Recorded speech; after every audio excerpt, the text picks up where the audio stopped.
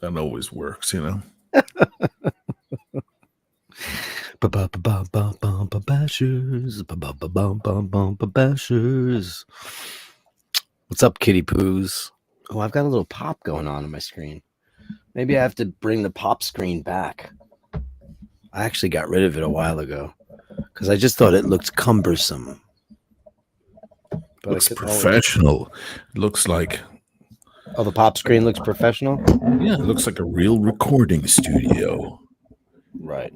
Not one of these DIY bollocksy shites where everyone makes their records now. Do you want me to mute your mic while you're doing that? While that thing shakes around? Okay. I just did it. Never mind. You can go ahead and bang the hell out of it now, man.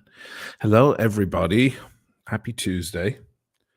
Is Tuesday a happy day? I don't know. I will gladly pay you Tuesday for a hamburger today. Do you remember that? This is iBashers. This is not regular content. I don't want to hear it.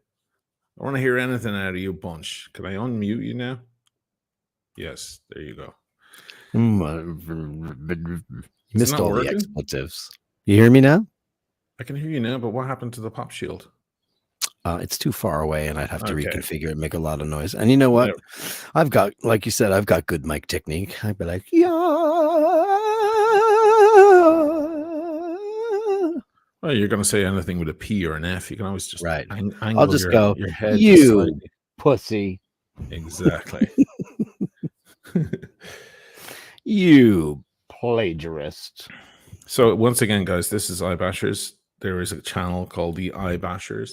It is going out live on that channel right now, but I do like to put it out on my own channel at the same time. We do talk watches from time to time. We will be talking watches tonight a little bit, but we will talk about other things. If those things offend you or piss you off or are not what you came here for, take a ticket, get in line, and shove it up your ass. Fuck off.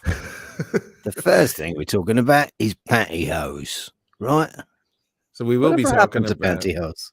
We will be talking about the Speedmaster, the green Speedmaster that I tried on in Lisbon, and that the old phone is running. Oh, because I'm using a phone now. I gotta shut that off. There we go.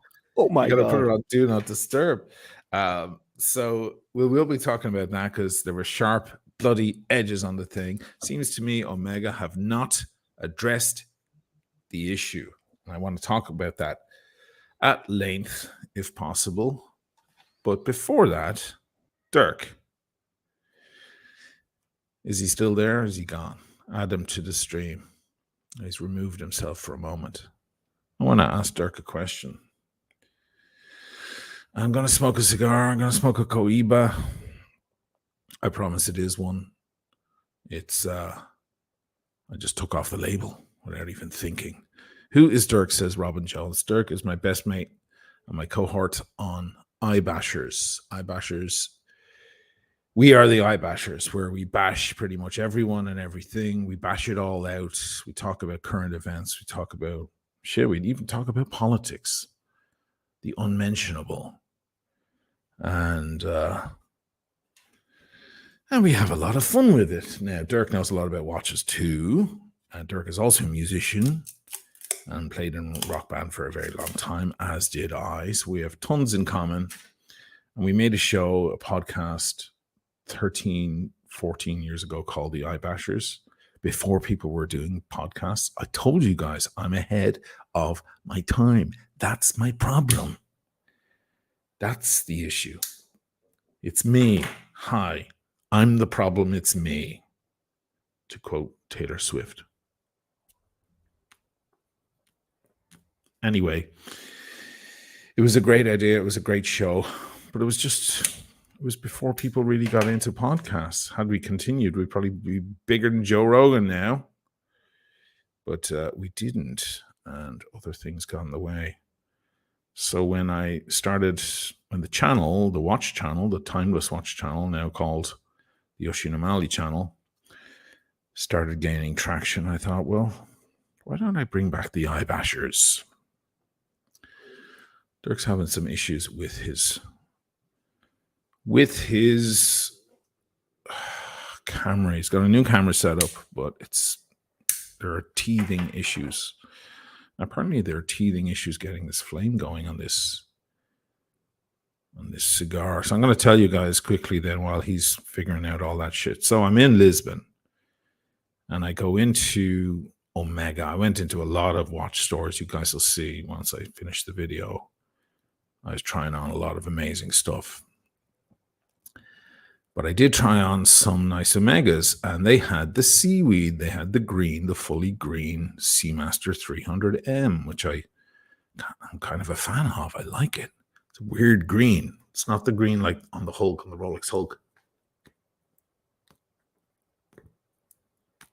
So, God, I must admit, even though I shouldn't be in the market for a watch, but I'm thinking I'll sell something else.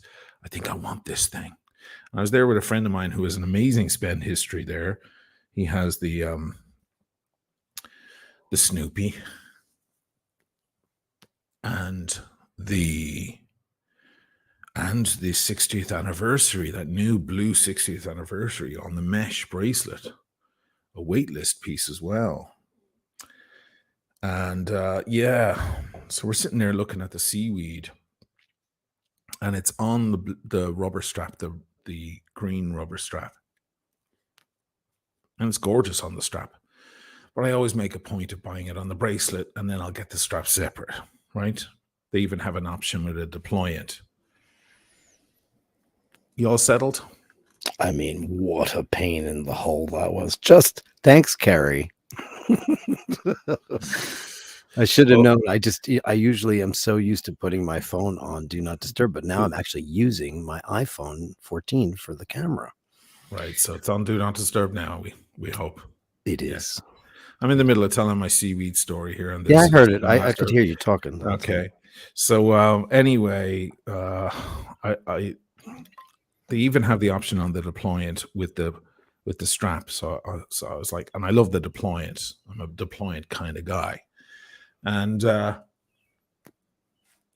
I'm thinking, but I'll get it on the bracelet, because getting a bracelet later for that exact watch is a big pain in the tits, and it's a lot of money. So I'll do it the other way around. Now, I'm going to give everybody a recap very, very quickly about a problem with new modern Omega watches. Ever since, well, I noticed it ever since the new Speedy came out, that the edges were sharp, but not sharp like new, sharp like a problem, like sharper than sharp, like rough, like tugging at your skin, like almost you could cut yourself if you tried. If you tried, it's not going to happen just putting it on the wrist. But if for some reason you tried to use the thing as a weapon, you probably could. So now I made the video about it, talking about it. I wanted to do a review about the Speedy, but this thing got in the way, this problem. The video was met with a lot of pushback. A lot of people agreed, and a lot of people said it wasn't just on that on the new Speedy that they tried on in the store, but it's on one of their Speedmasters, the recent Speedmaster, and so on. Then there was a lot of people writing, going, "You're a liar. You're a," they just didn't want to hear what I was saying. Now that pushback was a mixture of things. I think it was people who just didn't want anyone to say anything bad about their brand new watch, and then other people who weren't experiencing what I was experiencing, and they were thinking he's exaggerating. So they're going, yeah, it's a nice new edge, but it's not sharp. You couldn't cut it. He's a liar. No, what you were getting was, I think, as far as I can tell, you had a good one. I tried 4 bad ones on the same day. 4. That's why I thought it was a problem. It wasn't just a once off. It was 4. Then later, nearly a year later, I tried one on in Heathrow airport there at the Omega store, and it had the exact same issue. And some guy recognized me, walked right up to me and goes, "Hey man, I agree with that thing about that." Anyway, so that became Speedygate. So now coming back, I figured this problem had been resolved, because it sent ripples through the watch world. So I thought, Omega, I've probably heard about this, and I've probably addressed it. I got lots of emails from people saying, yes, I have the same issue. I thought it was something odd, but I just ignored it. But I'm glad you said it. I'm bringing it back to the store. I want my money back, or I want a replacement, or I want them to fix it, send it off and fix it. So certainly these things were going back, and people were writing to me to say, I walked into the store, I felt the edges, and they knew what I was doing. They were like, are you feeling the edges? You know, it became a thing. There's no way Omega missed it. Okay, is what I'm trying to say. So, but I figured this problem had been fixed. So anyway, back to Lisbon. I've got the Seamaster. It's a beauty. It's the one people have been trying on. It's in the case, in the display case, and it's not got any of that problem. And I say, listen, I'd rather it on the bracelet. If you can give it to me on the bracelet, maybe I'll take it. So that's it there. Yeah, the seaweed, as they call it, and lovely on the rubber, on the green rubber. Anyway, so they bring one out fresh not in the display box, not in the box you buy it in, but in one of those little plastic coffins. That means it's never ever been touched. They take it out, they take stickers off, and I try it on, and boy, does it have the same problem. Now, the one that was on the green does not. And then there's a chap in the other streams, in Tim's streams, Buckley, they call him, or he calls himself, I believe that's his last name. He also got a seaweed on the rubber, and it does not have the problem. Anyway, we had this long conversation. The staff sitting in front of me, 3 of them, and they're all friends of my friend there, Gareth. I look at Gareth, I'm like, you know what? We're having this conversation about this, and the 3 of them are sitting right in front of us. And I'm saying this out loud so they can hear me. I'm like, and none of them have picked up the watch to check to see what the hell I'm talking about. And Gareth says, that's because they already know about the problem. I'm like, yes. Wow. So, and yes, and one of the senior guy says, you know what, we felt it a lot, and we had a Speedmaster in here a while ago that was sold, that I swear to God I could have used as razor blade. Now he works for Omega. So can all the detractors out there and the people who think I was making this up for God knows what, why would I make something like that up? I love Omega, my favorite brand. Can they all just shut up, because I was not seeing things or feeling things. So Gareth is like, well, is there any way you can take the head of the watch off the green strap and put it on the bracelet of the other? And I'm like, but it doesn't stop there. The bracelet has hot spots all over it too. I don't want hot spots on a beautiful, expensive watch. Hot spots on a Timex, fine. on a Michael Kors. Yeah, fine. Made in Guangzhou. But not on something like this. So I walked out. The guy says to me, you know what? This is the only one we have in on the bracelet, but I'll look out for a good one. So, you know, as they come in, I'll feel them. And if I find a smooth one, I'll give you a call. How about that? So the conclusion we came to is that these Speedies and Seamasters from Omega are being made in at least 2 different factories, and one of them is not up to scratch and makes a scratchy watch. Where? I mean, I'm a little. Are they not all made in the same place in Bien? There are rumors that they outsource their some of their bracelets to a factory in Guangzhou. You guessed it. Drum roll. China. And if that ever got out into the wild, for sure, like an actual, that could kill Omega. This probably could kill Omega, or at least seriously damage Omega. I mean, you know, you could go to the Noob factory and go look up that watch, and you know, buy one of those replicas. The high quality replicas. Yeah, the ones that are, you know, 1-to-1 movements repped and everything. And they're like, there's a couple. There's the VF factory. There's a lot of. They have like 3 or 4 different factories in that town in China. Mm-hmm. And I mean, where are they getting those things from? Are they getting them because somebody else in the town actually makes the real bracelets? Because you can go on the Noob factory and they ask you if you want a 904L. You know, they're like, would you want the regular Or do you want the 90411 or whatever? What is it? 904? 904L. Yeah. 904L. They That's like, do you want the Rolex stuff. Yeah, the Rolex stuff. They're like, well, you have an option for an extra $200. You can get the 904. Like now, meanwhile, that's supposed to be Rolex's secret formula for steel because they have their own foundry. So who the frick else makes 904L steel? It's supposed to be their proprietary recipe. I don't know if it's like Coca-Cola, like if there's a secret recipe to it, but there's some sort of. I was speaking to some expert on metals there last year about this kind of stuff, and he told me about the kind of the ratio of nickel and chrome and things like that have to be in there in order to qualify as 904L steel. So it seems to me that he probably had. Okay, look, Royal Tiger, 65% Swiss. Well, the truth is that a lot of brands are calling their watches Swiss when they just only have to be a certain amount Swiss to qualify as Swiss. But Omega, we can't have Omega. I mean, someone else, Chris Ward or something like that, can do that stuff. Yeah, there's a super sticker from Ray. Thanks. Hey, Ray. Heard you guys had a little rendezvous in Lisbon. It was great. Lisboa for some soda. Anyway, look, to be continued. But I feel like the problem has not been addressed in any way. There's Sean out in LA. Enjoyed yesterday's video with Michaela. Thanks very much. We all enjoyed it. I think we'll be doing a lot more of those. That was a lot of fun. Good to see the dynamic doer bashers on again. Here we are. You want me to run an email off to d1ck now that I have his email address? Yeah, you should. Now that you're in his Rolodex, so to speak. Actually answered me. I was like, "Do."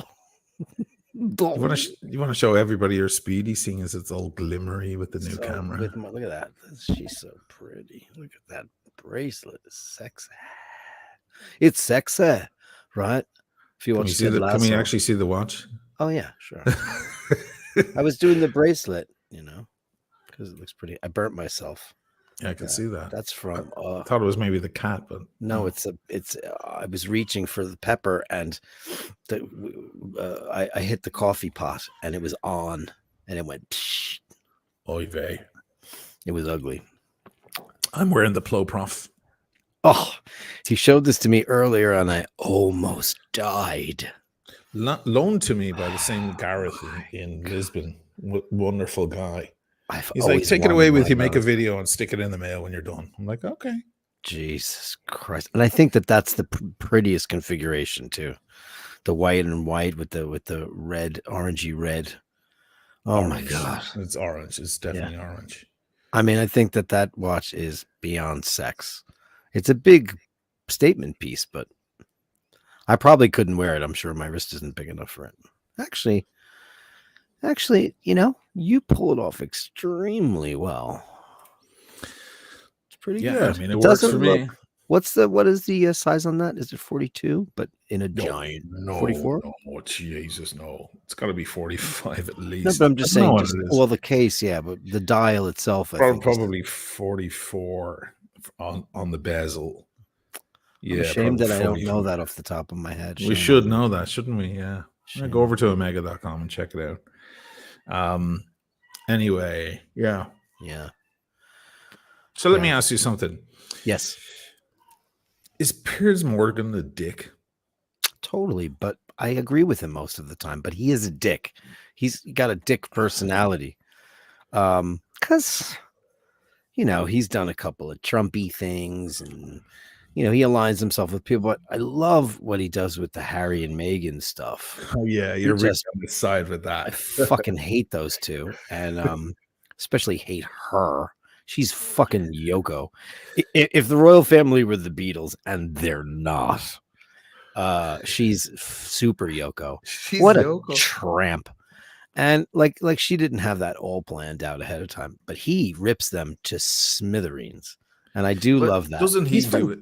Doesn't he do it because he holds the monarchy kind of very close to his heart? Maybe he does, and of course you don't really. You find it fascinating. Of course, you watch The Crown like we all did and loved it. Of course, I think that they should all be, up Sligo. I think I should say no more.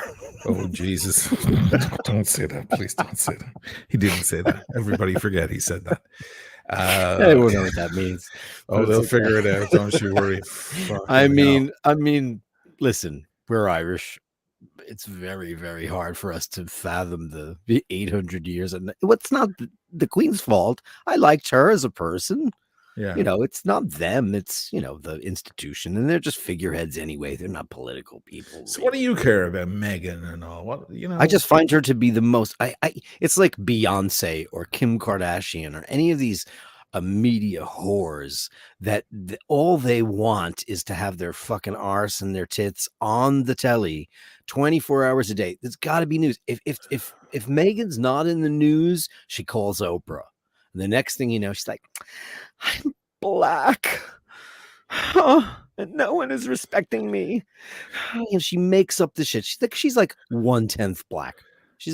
I'm as black as she is. It's just ludicrous. Oh, they said the baby. What color will the baby be? I don't know. Half the guys in the world don't know what color their baby's gonna be. You know, it's ridiculous. It's just such media whorism. And he hates her, and he just thinks he goes after them. Yeah. Harry. I also agree when he talks to people who are trying to do this gender mixing stuff. Look, I'm not against. I want everybody to be happy. Okay. There are people in the world who aren't happy in their own skin. And if they need to be called she or they or it or whatever, okay, I'll do whatever you want. Does that make you happy? Okay, sure. You know, Jesus. But then when they push it too far and they go, yes, that big butch 6'6" male with a 48-inch chest now identifies as Barbara, and he's going to get in a boxing ring with other women or Olympic Olympic teams and so on. It's like, oh, guys, come on, like you're fucking it up now. You do realize that, right? Like you wanted an inch and now you want a mile. Mm-hmm. You know, freedoms are a funny thing like that because we all want freedoms, right? We all want freedoms in life. But if I say to you, okay, I want the freedom to speak my mind, you go, sure. And then I go, and I want the freedom to own a gun. And you go, okay, sure. What are you going to do with the gun? But okay, well, I want to defend myself. Okay. Now I want 10 guns. Now I want 100 guns. Okay, dude, yeah, we want you to be free, but what are you going to do with 100 guns? Can I just ask you? Well, now I want a bazooka. And then you go, oh, hold on. Now I want a Sherman tank. I want an F-22 Raptor and a landing field in my back garden. I do want one of those. Oh, wait, I want a nuclear warhead. At what point do you go, whoa? Like, we're all about your freedom, but where are you going to fucking draw the line? I think that's what a lot of people fuck up. They readjust things in society to make things nice, and then they start fucking asking for ridiculous things, and then the people who were against it in the first place go, you see, they're all crazy, you know. And I like when Piers Morgan makes those arguments. It does. I think Andrew Tate did pretty well against him. He smashed him, they devoured him in chess, by the way. At the end, they play speed chess, and Tate just gobbles him up. Oh. Yeah, because I didn't see that. Yeah, he's a chess master? His father was Andrew Tate's father was a great chess master. He probably does the blitzkrieg, right? That's the way to kill people. Yeah. So anyway, sometimes, like Piers, it feels like, I'll tell you one thing. If I was ever on that show for some goddamn reason, I'd be exasperated by the fact that he doesn't let you finish any sentence. Never. Yeah, he talks over you. Interviewing skill. That's a thing. That's a trick. Howard Stern does that too. You never really get to finish your thought. Yeah, because he just says, and did you have anal? That's all he wants to know is who did anal. No matter how interesting a person is on this show, no matter, could be, the Secretary of State or, a grand dame, it could be Helen Mirren or whomever. And he's like, did you do anal with Liam Neeson? I heard he sung like a horse. He's just interested in bizarre, horny schoolboy shit. That's a different thing. Piers Morgan is best friends with Sharon Osbourne, so that should be very telling to you. Because she's a bleep. She's a Why are you terrible bleeping? person. You can say whatever you want. This is the know? eye bashers, my friend. But maybe you Yeah. need to get into the swing of it again. Yeah. We've been off air for too long. Yeah, I know. It's true. It's true. I watch his show occasionally, but like a lot of people, when they're that extreme, you will agree with certain things and then you won't agree with other things. And I think that for the most part, a couple of things that he talks about. Did you watch Roger Waters' big missive on that he put up online the other day? No. In What happened? response to all the people saying what they're saying about him Ugh. being canceled in Germany, about Oh, such fucking retarded bullshit. and it was pretty heartfelt. And I think he's become a get off my lawn kind of guy. But Who, Roger? yeah, sure, he's become that. But he spells it out, how he's not an anti-Semite, which of course he's not. How he's not a Nazi, because of course he's not. And he's the reason why he was getting canceled in Germany was because they were saying that he's wearing this trench coat and the hammers, Yeah, and he says and that Nazi imagery, but he's been doing that since for the 45 wall. years. Yeah. Yeah. And he says he was trying to evoke a Nazi like regime, to show that he's playing the role of a It's a role, deranged fascist. Yeah, it's a role, people. Because he despises fascism, and he's playing the role. He's doing this character of a deranged madman who turns his fame into a kind of a religion or a cult. That was the whole point of The Fucking Wall, one of the biggest selling albums in history. Now some of them have just decided, because he speaks out for Palestinian rights, that they want to go after him. Classic zealots. Those fucking assholes are after me too. They'll go after fucking everyone, and they're unstoppable. And they're going after him using that. And now they're going, aha, he's wearing a Nazi garb, and that's Nazi imagery. Yeah, because that's like accusing Steven Spielberg of being the same, because he dressed people in Nazis in all his movies. If he filmed all about them and rented all those uniforms to depict Schindler's List and to tell that story, he must be a Nazi himself. It's like it's the difference between stupidity and intelligence. Don't get me started. Laverne came in here earlier. She had a hairball earlier. Hi, you visiting me? Don't do anything stupid, all right? Yeah, I mean, listen, it's ripe right now for in this woke culture that we're in, for people to find what you did 40 years ago or 10 years ago or 6 months ago, anything, and they're trying to cancel him essentially. He's on a sold out world tour. He's a legendary artist. He's against Palestinian oppression and segregation. It's an apartheid. He's just as passionate about Venezuela. Yeah. He's just as passionate. Maybe not quite as passionate. I mean, he's pretty damn passionate. He's been talking about the Venezuelan issue for a while. Yeah. He's very passionate about the Russian-Ukraine thing. Maybe not in the ways that everybody else is. He's a passionate guy. He's been passionate about World War II. He lost his father in Aviano in Italy during the war. He grew up without a father, and the whole idea of fascism and hatred has been a theme through Pink Floyd and through his own music. The guy speaks out for everyone. That's what he believes in: justice and equality for all. It's not very fucking difficult, people. But yes, at his show, and he's been doing it for how long now? I've been seeing him do that thing. It's the first track on the wall. You thought you might like to go to the show, and he walks out. Yeah, he walks out like, and it's the whole idea. I mean, that album has dictators in many forms.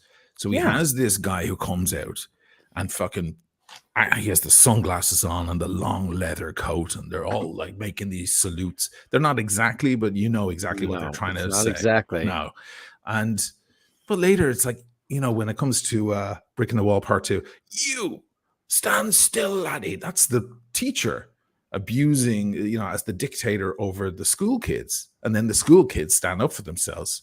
Right. We don't need no education. It's all about the oppressed standing up for themselves. Sure. But now these zealots are just using it, because you can't speak in metaphors anymore. You can't make analogies anymore. You can't do art anymore without offending some fucking asshole. And these guys, these zealots, they use it as a weapon. It's a weapon for them. They fucking know that the person is just using art, but they're just going to use it. They'll take that soundbite and they'll use it as a weapon. Happens to me all the time. Yeah. And that one looks Jewish, and that one's a coon. Who let all of this riffraff into the room? There's one smoking a joint and another with spots. If I had my way, I'd have all of them shots. It's incredible theater. It's theater. It's theater. What do we think Ray Fiennes is a Nazi because he played that brutal asshole in Schindler's List? No, it's the first time you'd ever seen him. That was the first time I ever saw him. Yeah, he's Me brutal too. in that film. My God, is he brutal in that movie? The scene where he tells the Shoshana. chap to make the hinge, make me a hinge, Yeah, make me and then he hinge. takes him out to shoot him, and he can't. His gun won't work, and it's my God, very powerful scene. Yeah, that movie it's an utter masterpiece with my absolute favorite music ever written for cinema. And John Williams and Itzhak Perlman, and that we are going to lose the ability to tell real stories due to the censorship of wokeism. Mike B, you're incorrect. He's blaming Ukraine for the Russian invasion. Give me a break, guys. Look up what he says. You think we don't know what he says? Do you see the two of us? Do we not seem like smart, well-read guys? And we're also big Roger Waters fans. He doesn't say that Ukraine is to blame. He's talking about the conflict with NATO, and NATO were clearly warned not to get up on the fucking doorstep of Russia, and that's precisely what they're doing. Did. So it's not Ukraine, don't even know who they're it's talking NATO. to. But I don't, listen, NATO was created because of the Soviet Union. That's why we have NATO. Sure. And, we might as well just call a spade, and it's the Soviet Union with a different name now. There's a dictator, there's a guy doing all the same shit that they did. So the reason why we had NATO, we thought we didn't need it for like a good 25 years. Brezhnev, then we had Gorbachev and Yeltsin, and everybody was, Gorbachev, beautiful human being, tried his best to, fucked up in the beginning, but it found its way. And then this guy comes in, he's the heir apparent. Now he's president for life. What does president for life mean? It means dictator. It's totalitarianism. So there's a reason why NATO's there. And now Finland is joining NATO. And did it become official yet? Because that's not the doorstep, that's the border. Have you heard this weird conspiracy? This is total tangent, right? There's a weird conspiracy theory going around that Finland doesn't exist. Oh, I've heard it. Yeah. Have you heard that? Yeah. That Finland actually isn't there. You hear from Norway, especially now that Norway is such a power, it's such a wealthy country. And then we hear, of course, from Sweden. But how much do we hear from Finland? Who do we know from Finland? So the conspiracy theory, it's just fun. It's complete nonsense, but it's fun. Is that it's actually not there. And it's a piece of water that has been used by the Japanese, I believe, or I can't remember how the stupid thing goes, for farming dolphins and sharks for their fins for the soup. For the soup. Isn't it fucking hilarious now? I mean, that just put like all the things I hate about the human race in one joke. Right. Let's just cut the fins off of animals and then dump them rudderless back into the sea so you can have a bowl of soup. Oh, we're great, aren't we? We're lovely. We need the aliens to come down right now and eat us. That's what we need. They need to come and eat us. We need to not be the top of the food chain. That's what we need to be. Everybody will run. I love Russia. I love Israel. I love whatever countries, Venezuela. We'll all become one giant brotherhood because we have to. Because the borders that we have will just vanish. Yeah, because they won't see any borders. They don't see borders. You go to space, they'll come there's down no and they'll borders. be like, oh wow, your bodies are 90% water. We need water. Let's do it. Right. Yeah. War of the Worlds, right? War of the Worlds. It's like farming us for our blood and our liquid, right? Next thing, all the borders will disappear. You're right. Yeah. There's We're all Star in it Trek. together. There's no borders. There's no United States. there's no currency. There's no How United far in the States. future is Star Trek? It starts in 2165-ish, the early stuff, like Archer, first Warp 5 vessel, and then all the stuff that's the more Captain Kirk and Picard, that's in the 24th century. That's all 23 something. I fucked up last week because I was given this little speech about this hypothesis about the way people are made, and I was comparing characters in Star Trek, and I said that Bones was the guy in the engine room, and by God, I was filleted. They all came in going, Scotty, it's Scotty. Even Nathaniel had to text me on WhatsApp going, it's Scotty. Oh my God. Nathaniel. He's such a geek when it comes to that shit. I mean, that one is a given. I mean, shame on you. That's crazy. But then again, that was very American culture television. I don't know. I know your ma. Whenever I talk to Asheen's mom, Jer, her and I just talk about Star Trek because she's a real aficionado. My older brother, of course. Yeah, I haven't had all that much interaction with Aaron, but with your mom, I have. We'll have a couple of drinks and fags, and we'll be like, oh my God. And she like loves Enterprise and Voyager and all that stuff. So anyway, I mean, eventually we're gonna have to just do that. Once a spaceship lands here and says we've come to eat you, or we've come in peace. Even if they do that, the borders we're gonna have to just be one thing, because they're just one thing. They didn't just come from the Ohio. From Benzo, we'll make great pets. Yeah. That's a good one. What song is that? That's a good song. I'm trying to remember which band wrote that song. We'll Make Great Pets. Is that a song? Yeah, it is. It was a kind of indie pop song back in the 90s, I believe. So yes. Can we talk about Apple? Can we talk about this fucking thing? I mean, are we stepping into the new world now? Is that what it is? This crazy shit. I don't want anything to do with that. I don't want anything to do with that at all, because I just think it says it's got the glass window. You can still see outside. No, you can't. You can't.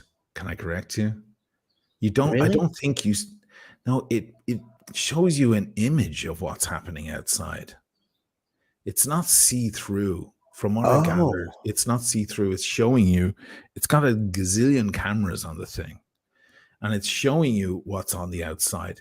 And the freakiest shit is people looking at you when you address them. You're an avatar now. There's an OLED screen that shows your eyes, but it's filming you, like it's making a little animation of your eyes. You actually have to set up, like when you do FaceTime with people, they're going to be looking at your animatron. Hey, I would like for you to get those files out of the cabinet, the digital cabinet. And Lisa, could you call our boss and schedule a 4:30? That's so fucked up. I watched the whole keynote, not the whole keynote, but the whole presentation of this thing. And first of all, it's a big, clumsy, stupid looking thing. I'm sure it's titanium. I'm sure it's light. But it just looks so stupid, It really looks like first generation stuff. I feel like in 10 years, they'll finally have a model that's lighter and easier to wear. And here's a freaky thing as well. So when you're looking at someone, something in front of you, let's say your family are all around you, right, at a birthday party, and you can decide to just record, and it will record in stereo vision, everything that's happening. And you can go back and replay that, and you're not seeing it like you just recorded it on your phone, like a flat image. You're reliving it. Right. And they're all dead now. Yeah, that will happen. Did you see that movie? Which one was it? Oh, yes. It was the one with George Clooney that came out of Christmas Day. It was a futuristic. Solaris. Dystopian. No, that was a recent one. Yes. 2 years ago. Midnight Sky or something it was called. I think it was Midnight Sky. And you see them because they miss their families. They go into this weird room that's like a holodeck, and it recreates scenes of their friends and family. Yeah. And they can sit and interact with them. Yeah, that's really super cool. So anybody who has no idea what we're talking about Apple's release from yesterday. Their brand new release. This will be released next year. It's not ready to buy yet. Apple Vision The Pro. Vision Pro. It clocks in at $3,500, by Yeah. the way. So it's not really going to be a mass product for the masses. It's going to be just for enthusiasts and nerds and Or for so these on. guys. Or for who? That's what it is. It's Wally. We're going to be glutinous fat blobs in a spaceship circling a burnt out planet in a virtual reality. Look at them. No muscle tone. When I saw that, the first thing I thought was, Wally. Fuck. That's what we're going to be. It's funny that Pixar are owned by Apple. Maybe they were trying to tell us what was going to happen in the future. WALL-E was supposed to be one of the first films they made, but they found it was too dark. The message was too dark. It is kind of a dark movie. It's an absolute one of the best films ever made, regardless of it animated or not. And the first hour has is that your seagulls? Yeah, seagulls gone fucking nuts. The first hour of WALL-E is a silent film. There's absolutely no dialogue. 1 that's hour. Beautiful. I never thought about that. Look at her eyes in that picture. Oh, that's creepy. They're not the eyes. They're the digital screen. representation of them. Yeah, animating her eyes. How many Imagine people are talking to turn somebody off like to that? It's going to be a new erotica. Fucked up eyes. No, but like that's going to be a turn on to people. These animated fake eyes. It just looks like some weird perversion now. And I guess you can have AI sexual partners with your VR screen too while you're at it, because they feel like they're really there, right? And you notice that the clicking is done with just this. Oh yes, your the camera picks it up. You just go next. Yeah, I don't know. A shitload of these little these are all mini cameras, high def mini cameras. That's why it costs $3,500. Right, yeah. And the fact that it has an OLED on the outside just to show your eyes. That's I feel like they'll eventually come out with an SC version for $699 that will not have that. You know. The SE version. They will. They'll bring out a broken down version, won't they? Why is that so funny? Apple Vision Pro SE with the M1 M1 chip and the R0. They'll reduce the RAM in it. Right. I mean, it's got its own computer in it. I don't want. I just think, oh God, I love tech. We love tech. We've always loved tech. We've been on the cutting edge of tech, but this is another reason for people to never ever leave their chair ever. What would you need to? You'll have your food delivered, and that's it. You don't need anything. You're just going to stand there, go on vacation, go make love to someone of your choosing. Yeah, I wonder, will there be a sex? Oh, there's a sex thing the second a technology comes out. Yeah. Will somebody figure out how to, because right now all the apps that are in it are just the basic Apple apps. Like, remember the first iPhone came out and there were no third-party apps. It was just maps and notes and Safari. Well, right now it's in that embryonic stage, but by the time it gets released this time next year, by then all these developers will have put together. And think about AI getting plugged into this shit. Well, I mean, it's probably the most advanced AI computer there is, probably. Right. So, like, let's think about dystopian shit for a minute, because it's real fun. So, let's say AI figures that you look a little sad today, so it animates your bereaved, or someone who you miss, or an ex-girlfriend or something, walking into the room and walking up and saying hello and smiling to put you in a better mood. I would kill myself. That would make me sadder. I don't know if you ever read the Do Androids Dream of Electronic Sheep. Of course I did. Yeah, but the beginning of it is all about that mood thing. Yeah. The little mood thing by your table, by your bedside, that puts you in different moods depending on what you need. There was a thing on the presentation about moods. They talked about moods on this, about And one thing that I thought was cool was like you could watch you're on an airplane, you could watch your movie, and then you could completely change the background to suit your mood. There's like a mood section of this. There was a whole area about mood. Oh boy. Yeah, oh boy is right. And I Craig think Craig said AI is already integrated. yeah, it is already integrated into that. Yeah, oh for sure. Boy, oh boy. Yeah. Did you watch the film, Ush? The film? What film are you When you go on to? apple.com, the first thing that comes up in the keynote says, do you want to watch the Vision Pro Oh, film? the keynote? Not the keynote. There's No. an actual like 15-minute film about this thing. Oh shit. But it shows everything it does. When I go to the homepage, it says, do you want to watch the keynote? Click on that and then it'll show you. Watch. I can't play. I don't want to play. No. You can turn that down.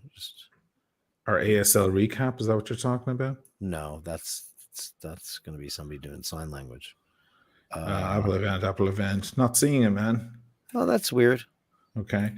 Anyway, I'm sure there's a kind of a recap of the whole thing. I don't know. It's it's pretty crazy, man.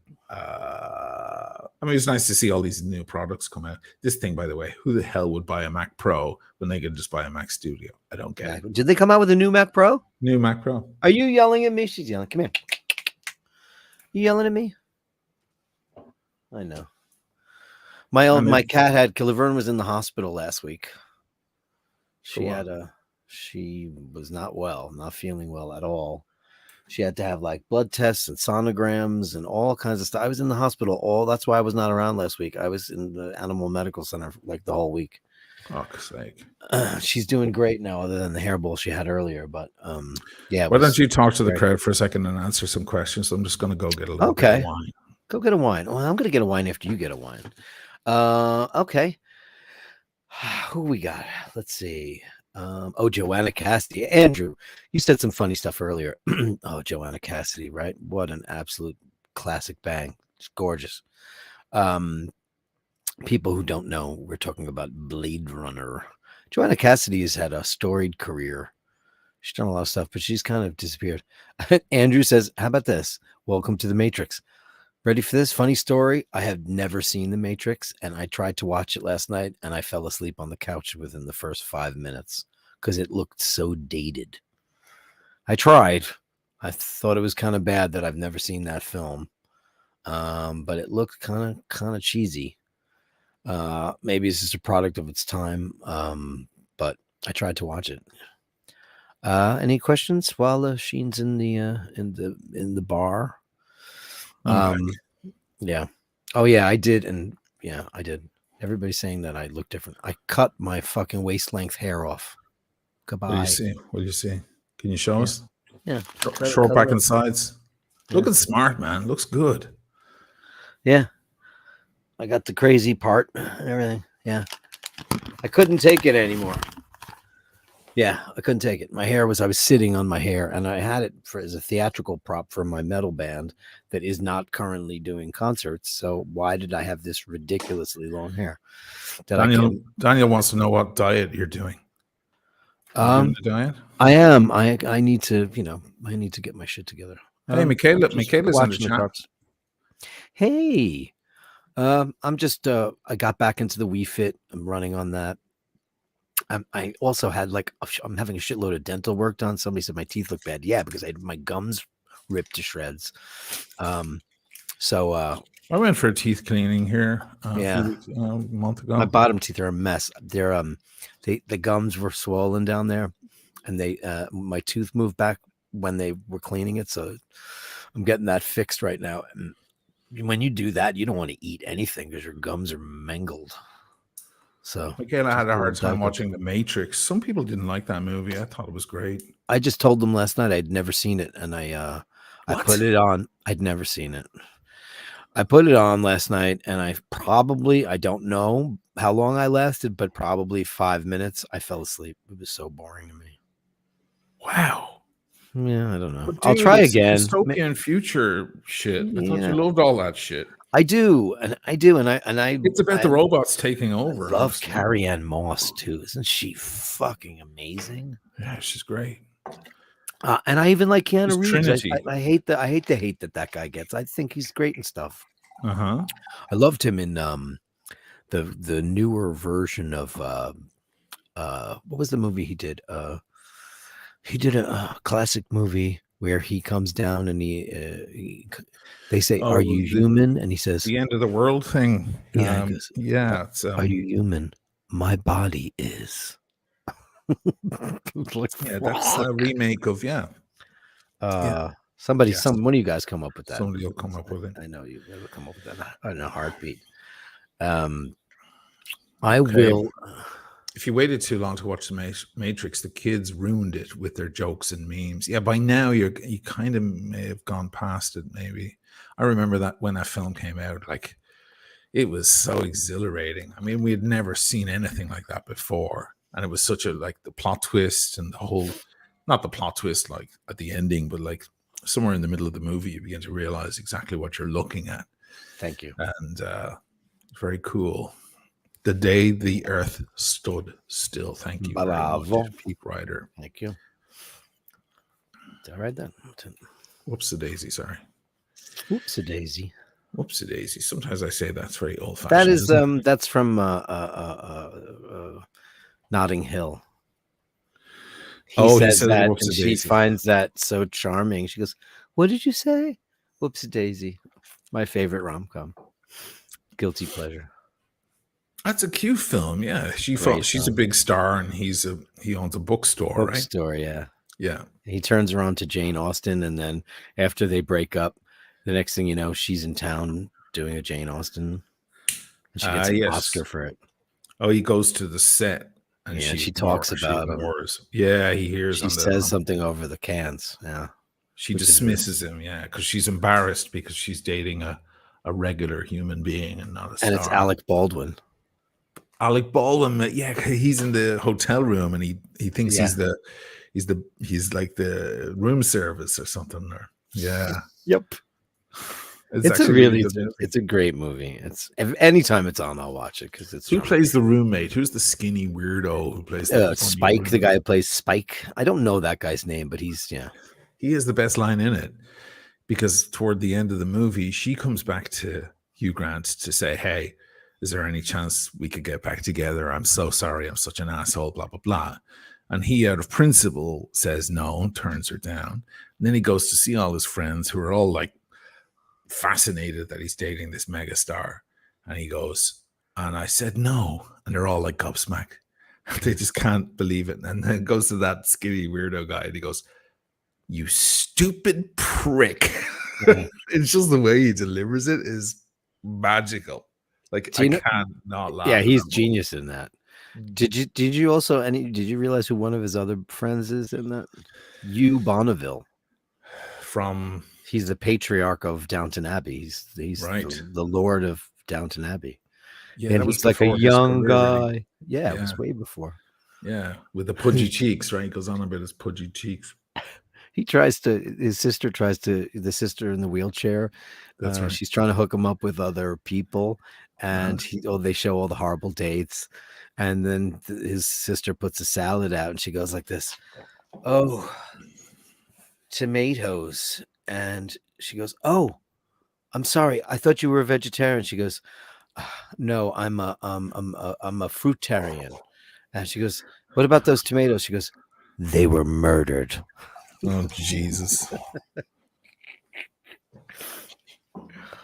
And technically tomatoes are fruit anyway, but we'll give them that. They're British. Tim writes, "Cheers. What is everyone drinking?" I should go get something to drink. Yeah. Do you have anything? I do. I'm not going to open up a bottle of wine. You always have a beer or two in the fridge, right? I don't know that I do. If I do, you know what it's going to be too. Yeah. Isn't it great? I mean, you're so right about this. Yeah, that's what it is. Look at it. Go do your thing. I'll talk to the crowd. Okay. It's so true. We're heading there, guys. We're just going to be slobs.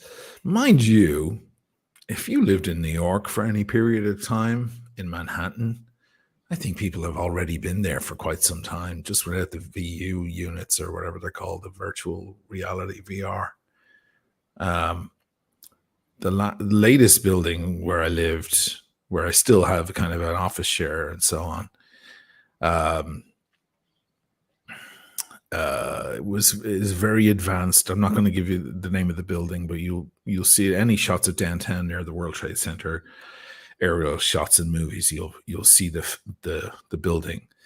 It has a big swimming pool. It has saunas. It has a huge gym, and it has all sorts of stuff. And it also has rooftop areas with barbecues, beautiful big barbecues, and areas where you can like have guests. 2 of them side by side with the most spectacular view you've ever seen, ever. I'll tell you exactly where it is without giving the address. Every year to commemorate, in remembrance of 9/11, they shine 2 big lights up as if it were the towers. Those lights are right down in my parking garage. That's where for that full week, you can't go up there because it's just blinding light. But anyway, we were usually the only people up there. It's like the whole building. Nobody was ever in the gym. Nobody was ever on the roof enjoying that. It was the best restaurant in New York. When I was dating the doctor, we'd bring up food. It's like, we can go to an expensive restaurant, or we can just buy food in Italy across the street and go upstairs and barbecue it. And I can make beautiful steaks and peppers and onions and stuff. And we can sit with that stupid ass view. It's an insane view because no one ever up there. But if you go down to the lobby at around 7 or 8 in the evening, it's food delivery. It's just guys on bikes delivering Chinese and so on. Everyone in that apartment building, it's a very expensive building, okay? The rent was $5,000 a month. And then my place wasn't even all that special. There were much bigger apartments in the building. I feel like everyone in that building was just sitting in their house in their pajamas, getting food delivery, and just never. And there was laundry delivery. They pick up your laundry and bring it back, and I feel like they were already doing this stuff, just lounging on the couch and never moving. So weird. So New York already has some of that culture of you don't have to do it, we'll do it for you as long as you can pay us. And there's so much money in that town. There are people who could literally never lift a finger. They could pay a person to lift their own fingers. It's like that. Daniel, super chat, $2. Black Beauty or Pepsi? He's asking about the GMT, the all black, or the Pepsi. I've been wearing both on and off for the past couple of weeks, trying to figure out which one I'm going to keep. And I have to say, kind of depends on your arm.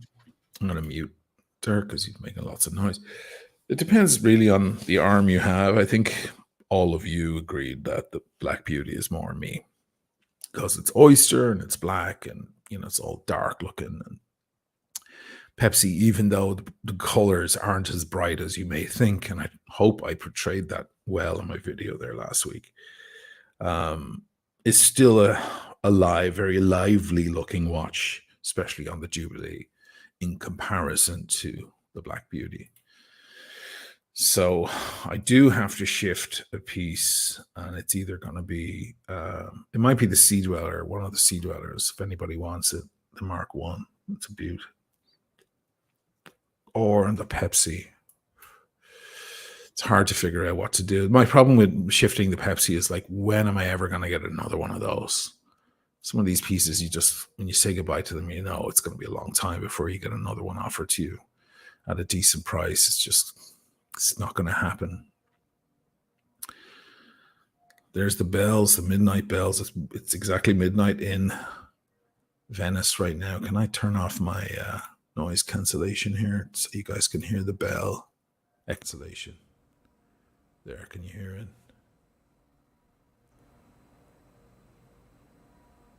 That is the bell of St. Mark's. Not sure if you could hear it.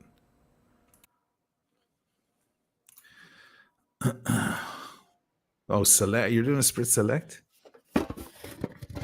Yes, sir. But I'm not gonna do. I have a bottle of prosecco, but I am not opening it. So I'm just gonna spritz it without the prosecco. Just select and water. Yeah, it might be nice. Because I'm not gonna drink a bottle of prosecco. Fair enough. Yeah, that might drinking a bottle of prosecco will just make you sick. Yeah, it just make you sick. A bottle of red wine is a different thing. Yeah, I have that too. I have some nice French in the house, but man, when your sister-in-law, the incomparable Dana O'Malley, that has been on the show a couple of times, and our bestie girl, she was here. We went on a uber French rampage. We had a bottle of the Clerc Million, and we had a Pichon Longueville Comtesse de Lalonde, and we had what vintage? Oh, it was young. It was all I could get. It was 2017. It was all I could get. Okay. There we go. Nice. Select. Cheers, man. Cheers. Salute. Salute. Oh, man. Is that delish? Is it getting warm there in New York? Oh, last week it was 92 degrees like 3 days in a row. And now has it gone back down Today again? That's so New York. Today was lovely. It was thunderstorms this afternoon and a sun shower. That's what we've got here. It's all moving in. You can feel that. And, it's thunder late at night. I get woken up, early hours. I get woken up by the distant thunder. Not so distant sometimes. Of course, when you're on a lagoon and it rains heavily, which it has been for the past few days, it feels like you're on a boat. Sorry, I'm muting you every time you drink because it's like it feels like you're on a boat. Like there's no protection.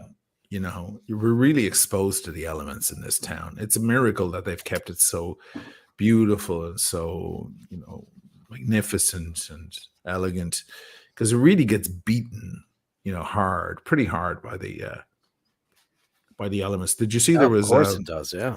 Did you see there was fluorescent algae, or they don't know what it was? Did you have it there?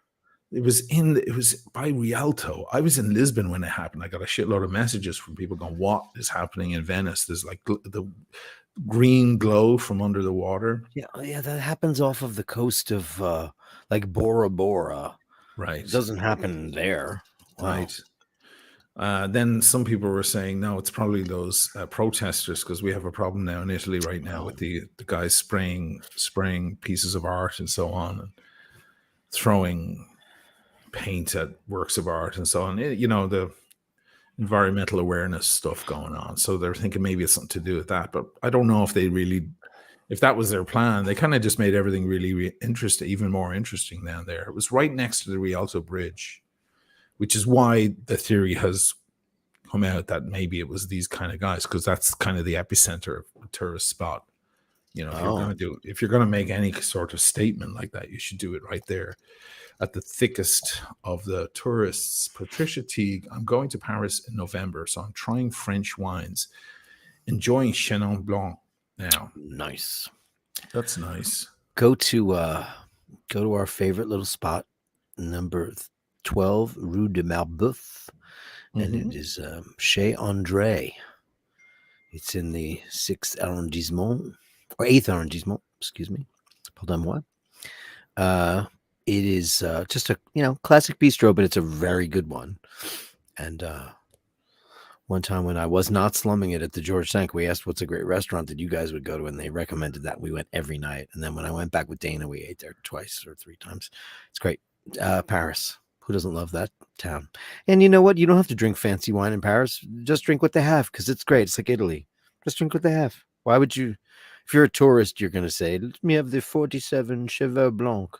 No, don't do that. Just drink.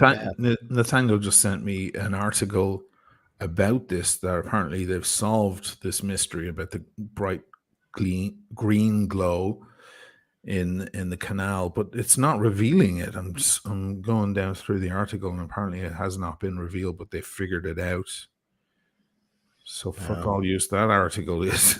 So it wasn't the aliens from the abyss then. The Wouldn't that be great? Photoluminescent aliens. that live deep in the sea. I loved that film. I loved. It's the best film he ever made. It was I so love it. good. Such a powerful movie. Never been available on Blu-ray. It's just I have the director's cut on VHS. Obviously, I can't watch it, but I've always loved that movie. And he finally got around to doing True Lies and The Abyss, rendering them into 4K. Oh. I can't wait to see it again. It's great. Mary Elizabeth Mastrantonio, Ed Harris when he was like the Bang. It was a great. And then there's two endings. Boy, did he embrace that role, Ed Harris? Like, you really believe he's a technician that works at the bottom of the sea. You know, He's a cranky bastard too. That scene with the ring when he throws it in there and he sticks, and then he goes to get it back. And she's a bitch. Remember when she dies and he's smacking her? Oh man. And she drowns. Yes, she drowns. Wake up, you bitch. It's his ex-wife. He loves her. He hates her. He loves her. He hates her. And she's great. Everybody's afraid of her because she's the big boss. And he's the foreman on this underwater rig, if you haven't seen it. There's a nice line in there where they go, good look. And she goes, luck is not a factor. Right. Well, she's a scientific woman. I love that. Do you remember the Nietzsche quote in the beginning of that film? It's something about when you look into the sea, something looks back at you. The film opens up with a Nietzsche quote. I don't remember that. Oh, yeah. Here's Nathaniel. The bright green color was the result of the presence of fluorescent, a non-toxic substance used to test wastewater networks. Okay, sorry, man. I can't read through a fucking 4-page article while I'm here trying to conduct this shit. I'm looking out for trolls in the chat, but thank you for giving us a summary there. That's good. Okay, well, as long as it's not people trying to fuck around with Venice. There's a popular group on all social media called Venice is not Disneyland. And I'm definitely a part of that group, because we're just sick of people treating the place like it's a big joke when it is not. Less so than they were, I think, because you guys have woken up a bit. Dubrovnik has that problem too. It feels very much like like Frontierland, Tomorrowland, Dubrovnik Land. It feels a bit like that. And I thought it was shitty, especially because that Game of Thrones crap is everywhere. It's a show I've never watched. I know it's great. I just am, I got all that Dungeons and Dragons shit out of my system by the time I was 17. I'm done with it. I don't want to see any more dragons. And I wasn't able to get into Game of Thrones. Lydia tried to make me watch it. She was trying to get me into it, but I got about 2 episodes in. I don't know. It's always the case, though. You need to watch 4 or 5 episodes of anything. You do. Of anything to get into. I was that way with Lost. It took me like 4 episodes. I mean, I love the plane crash, but then I was like, oh, this is a little stupid. And then I was addicted like a crackhead. Well, the same thing is with Succession. I watched the first season, and it just fucking upset me because I just don't want to look at rich, privileged people be assholes. Cunts, yeah. Everyone's an asshole. So I'm like, why am I watching assholes? Why am I using the precious time I have left in my life? The acting and the writing. It's great. Speaking of writing, so the writers' strike continues. Yeah. The directors were about to go on strike. That would have been problematic. Shut down Hollywood. Shut it down. The actors should go on strike too. Yeah. Can't they just use ChatGPT to write the show? ChatGPT is a silly, goofy idiot right now. It is. Well, my good friend JS told me, you know what he said? He said, go try to write lyrics on there. And I said, what do you mean? He said, well, tell ChatGPT what you want. Tell him, you can write the structure out, where you want it to rhyme, what you want. You're going to tell me the lyrics were good. They were. I mean, some of it was stupid, and you had to correct it a couple of times, but it just goes. And I made up a joke because, in my world, like if we go to Europe, we'll play with all these Viking metal bands where everybody's like, and our swords held high, and the mighty steed near the castle fair. And it's all this ridiculous, Dungeons and Dragons pageantry shit. And it's like everybody's album's got a really stupid muscular warrior with a bow and arrow, and they love that shit. And we don't do that. So I made up a really cheesy title, and I don't remember what it was, but when you go on ChatGPT, it remembers you, and it remembers all your history. Sure. And I said I want to write a song about a great war and the battlegrounds, and I want it to be about this, and it was, man, it would make a great stupid vulgar metal band album. It probably works better with metal genre of music. I think extreme ideas, right. specifics, perhaps. So apparently SAG-AFTRA have voted to go to strike also. So the directors cut a deal already. The writers are still on strike. Now, what is it all about? Is it about streaming services and their cut of streaming services? Yes. Are we shocked that people who are in charge of streaming services are underpaying? I mean, isn't it a thing? They've been getting away with blue murder now for ages. Yeah. I mean, the Spotify checks are awful, right? Minuscule. Right. And I'm still shocked. Do you use Spotify? I do not, for that reason. I don't use it. I use Apple Music. I never use Spotify. Spotify does not pay their artists. I miss Pandora. Anybody use that? I loved Pandora. Pandora was like, you put in the band you like or the song you want, it plays it, and then it makes a whole radio station of music somewhere within that, and it just kind of plays away by itself, and then it comes back to that same record and does a different song. I liked Pandora. I even paid for the subscription years ago. It was first, wasn't it? It was. Then Spotify came in and just murdered everyone. Yeah. Spotify doesn't pay me. I need to get Seltzer. Be right back. Talk. Yeah.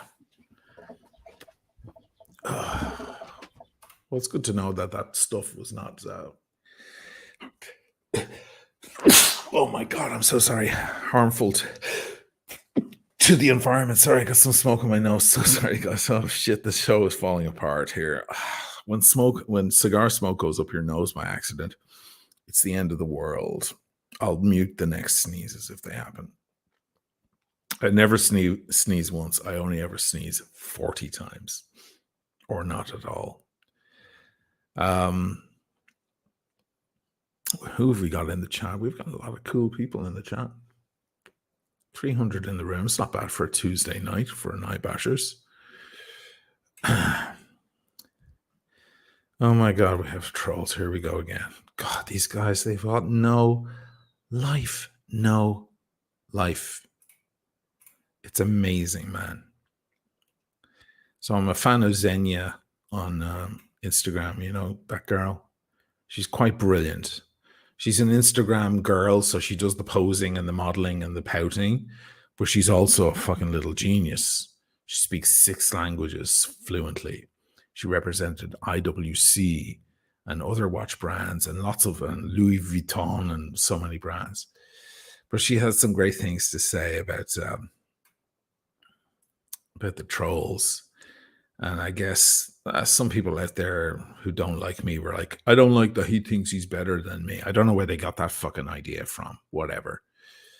Maybe it's just because I hold people to high standards, or hold myself to high standards, probably more accurately.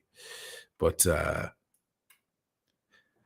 she had a brilliant one. She said, I don't think I'm better than you. You think I'm better than you. And that's why you're mad. Ugh. And I was like, girl, you're amazing. What I missed? Not much. I started sneezing for a second, but thank God it didn't persist. Gesundheit. Gesundheit. Yeah, James Hess got there before you. Look at that. Thank you, James. Send Diggler away. I know. By the way, Dirk Diggler, you remember that guy, right? Dirk. Yeah, he's on Tim's stream, and he's gone. Yeah, he's gone. Oh, is he getting banned from all the channels? Yeah, well, not from Tim's, because it's Tim's. That's what he does.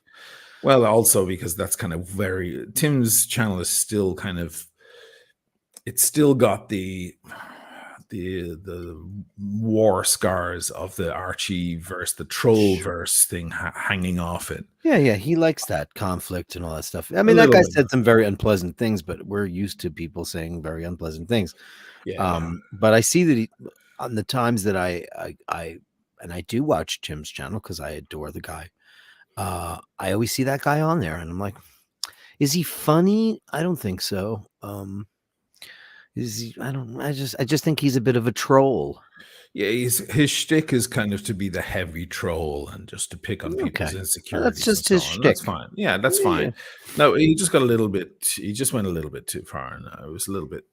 It started getting really petty and really about me. So I was just like, okay, you. listen, you've kind of overstayed your welcome now, and now you're like drunk uncle at Christmas. It's like, is there anything better than picking on you? Why not? It's du jour, baby. You're on the menu when you're walking down the street. It's on the little the little chalkboard. I mean, yeah, Kent put it the best way. You know, I don't know. Well, anyway, I don't want to get into chatting about these people that are kind of insignificant. But you don't give people the time, the airtime. I don't know. I don't have an altercation with them. I just think that it seems like a tired shtick, but that might be his calling card. You know, people like Sebastian Maniscalco, and I don't get it at all because I grew up with him. I like him. No, I don't think he's funny in the slightest. Because you know what? I grew up with the little guys all the time with the fucking. I grew up with so many guys like that who were so much funnier than this guy. It's every fucking cliche in the book. It's every. It's like if you were watching like a Dublin comedian and it was every fucking horrible Irish trope that there ever was. You know, you'd be like, oh Jesus. Yeah. I mean, it's like, people in Omaha and Chicago, wherever, they don't know what goes on. He's from Jersey, but he acts like he's from Brooklyn or Queens or Long Island. Mm-hmm. But all of his shtick is just so incredibly trite. And I've heard it all before, and now he's a movie star. Lucky him. Yeah, he was in The Irishman. So is my friend James Ciccone. Do you know that story about James? Is he related to Madonna? So, is that her name, Ciccone? Yeah, her last name is Madonna Louise Veronica Ciccone. Thank you, low IQ Andreas. Yes, it is a big, fat, gorgeous blow prof. You didn't win it in a poker game from English gentlemen that I know. I hate that now everybody associates, or a lot of people associate the Plow Prof with Paul Thorpe. I'm glad he finally got an Omega that he likes, but I was into the Plow Prof bit way before he got into the Plow Prof. Anyway, James. He likes it because it's garish. Okay, so let me tell you a story about James. So I met James, and this is an inspiring thing. I met James when I had, remember I had bed bugs back in, was it 2010 or something in New York? In Brooklyn. And I had met this guy who bought a computer off me, and he said, hey, can you bring it down? I'm down in Sheepshead Bay, down near where Timmy is. Can you bring it? I'll pay for the cab and so on, but just set it up for me and so on. So I said, sure, I went down. He had a lovely house there near the water, and he was the loveliest, sweetest guy. I set it up and so on. He goes, yeah, I'm just trying to work on my script writing and so on. Now, he was a man in his 40s, mid to late 40s. And I was in, I guess, my late 30s or mid to late 30s. And I was like, yeah. So I gave him software to help him with that and so on. And I said, well, what are you doing? He goes, I've got an extermination business, but I'm trying to get into acting. And I remember thinking, oh God, man, what a late stage to be trying to do that. But I was like, oh, good for you, man. Go for it. I wish you the best kind of thing. Now, in the end, then when I got the bed bugs, like a couple of months later, I reached out to him because he said he had an extermination company. And I said, listen, what have I got to do? Like, I bought all sorts of sprays and things at the store. He goes, none of it will work. You need me to do, I need to send my guys. and it's a total nuclear situation. You need to leave the house for a week, rent a hotel, or go stay with your brother or something. Get the hell out of there because we're coming. And he goes, I'll do you a great price. It's usually, I don't know what he charged at the time, but it was a fraction of the price because I had hooked him up with the computer and we had talked about acting and about music and so on. So he was the sweetest guy about it. In the end, boy, oh boy, did his company take care of that problem, and fucking fast. It was amazing. But he was getting into acting and he was just doing it. And I was friends with him then after on Facebook. And I saw him get roles, little roles here, little role there. And I thought, well, good for him, man.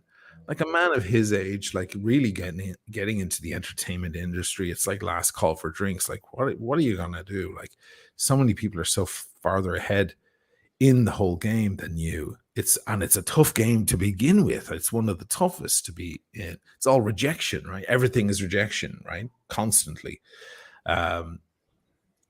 Auditions and so on. Anyway, he got role after role.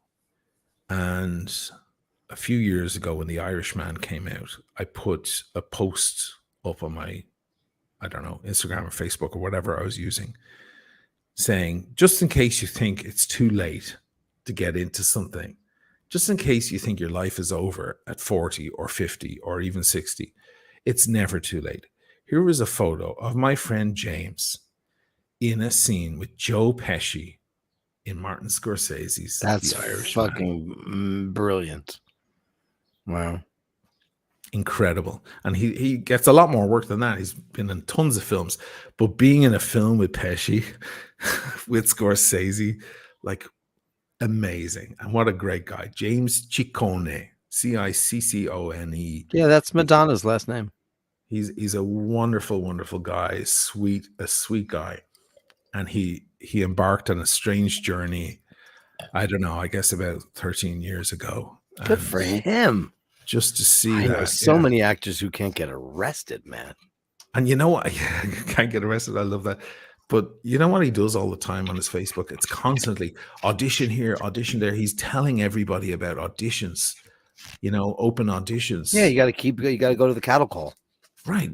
Yeah. But he's letting people know because he's in the industry and he's trying to help others. So hey, they're looking for a guy who's, he's in his 50s and has 6'2" and eyes are blue with a sail. Exactly. Knows how to sail. Yeah. Just amazing. That's good because actors are very generally egocentric cunts and they generally don't help anybody out. Right. I know a lot of actors and they are the most self-absorbed people in the world next to writers. Writers being the worst people. Well, writers resent everyone, right? Writers have resentment at heart. They're jealous and horrible. Yeah, not by accident that the Writers Guild keeps going on strike because they're the guys who never get appreciated. They're never acknowledged. Nobody gives a shit. It's all about the actors. It's all about the director. Yeah. Really, when the writing is probably the most important thing. Of course, it's the most. With no page, no nothing. Of course, it's the biggest thing in the whole wide world. Yeah. But writers are always there with a cigarette and a glass of scotch and sitting in their one-bedroom apartment or their studio apartment in the Lower East Side, just suffering over a script or whatever. It's funny when you you work in bars or whatever, you tend to know a lot of people in the acting world. And they always say, oh, I have a movie out or a play. And then you either have to watch it or go to the play and say, I don't know how you do that. That's my favorite line of yours. That was really something. Really. That was really something. That's a good one. What the fuck? I have my phone on mute. Today is a day of annoyances. Yeah, this is like you're getting super disturbed all over the place.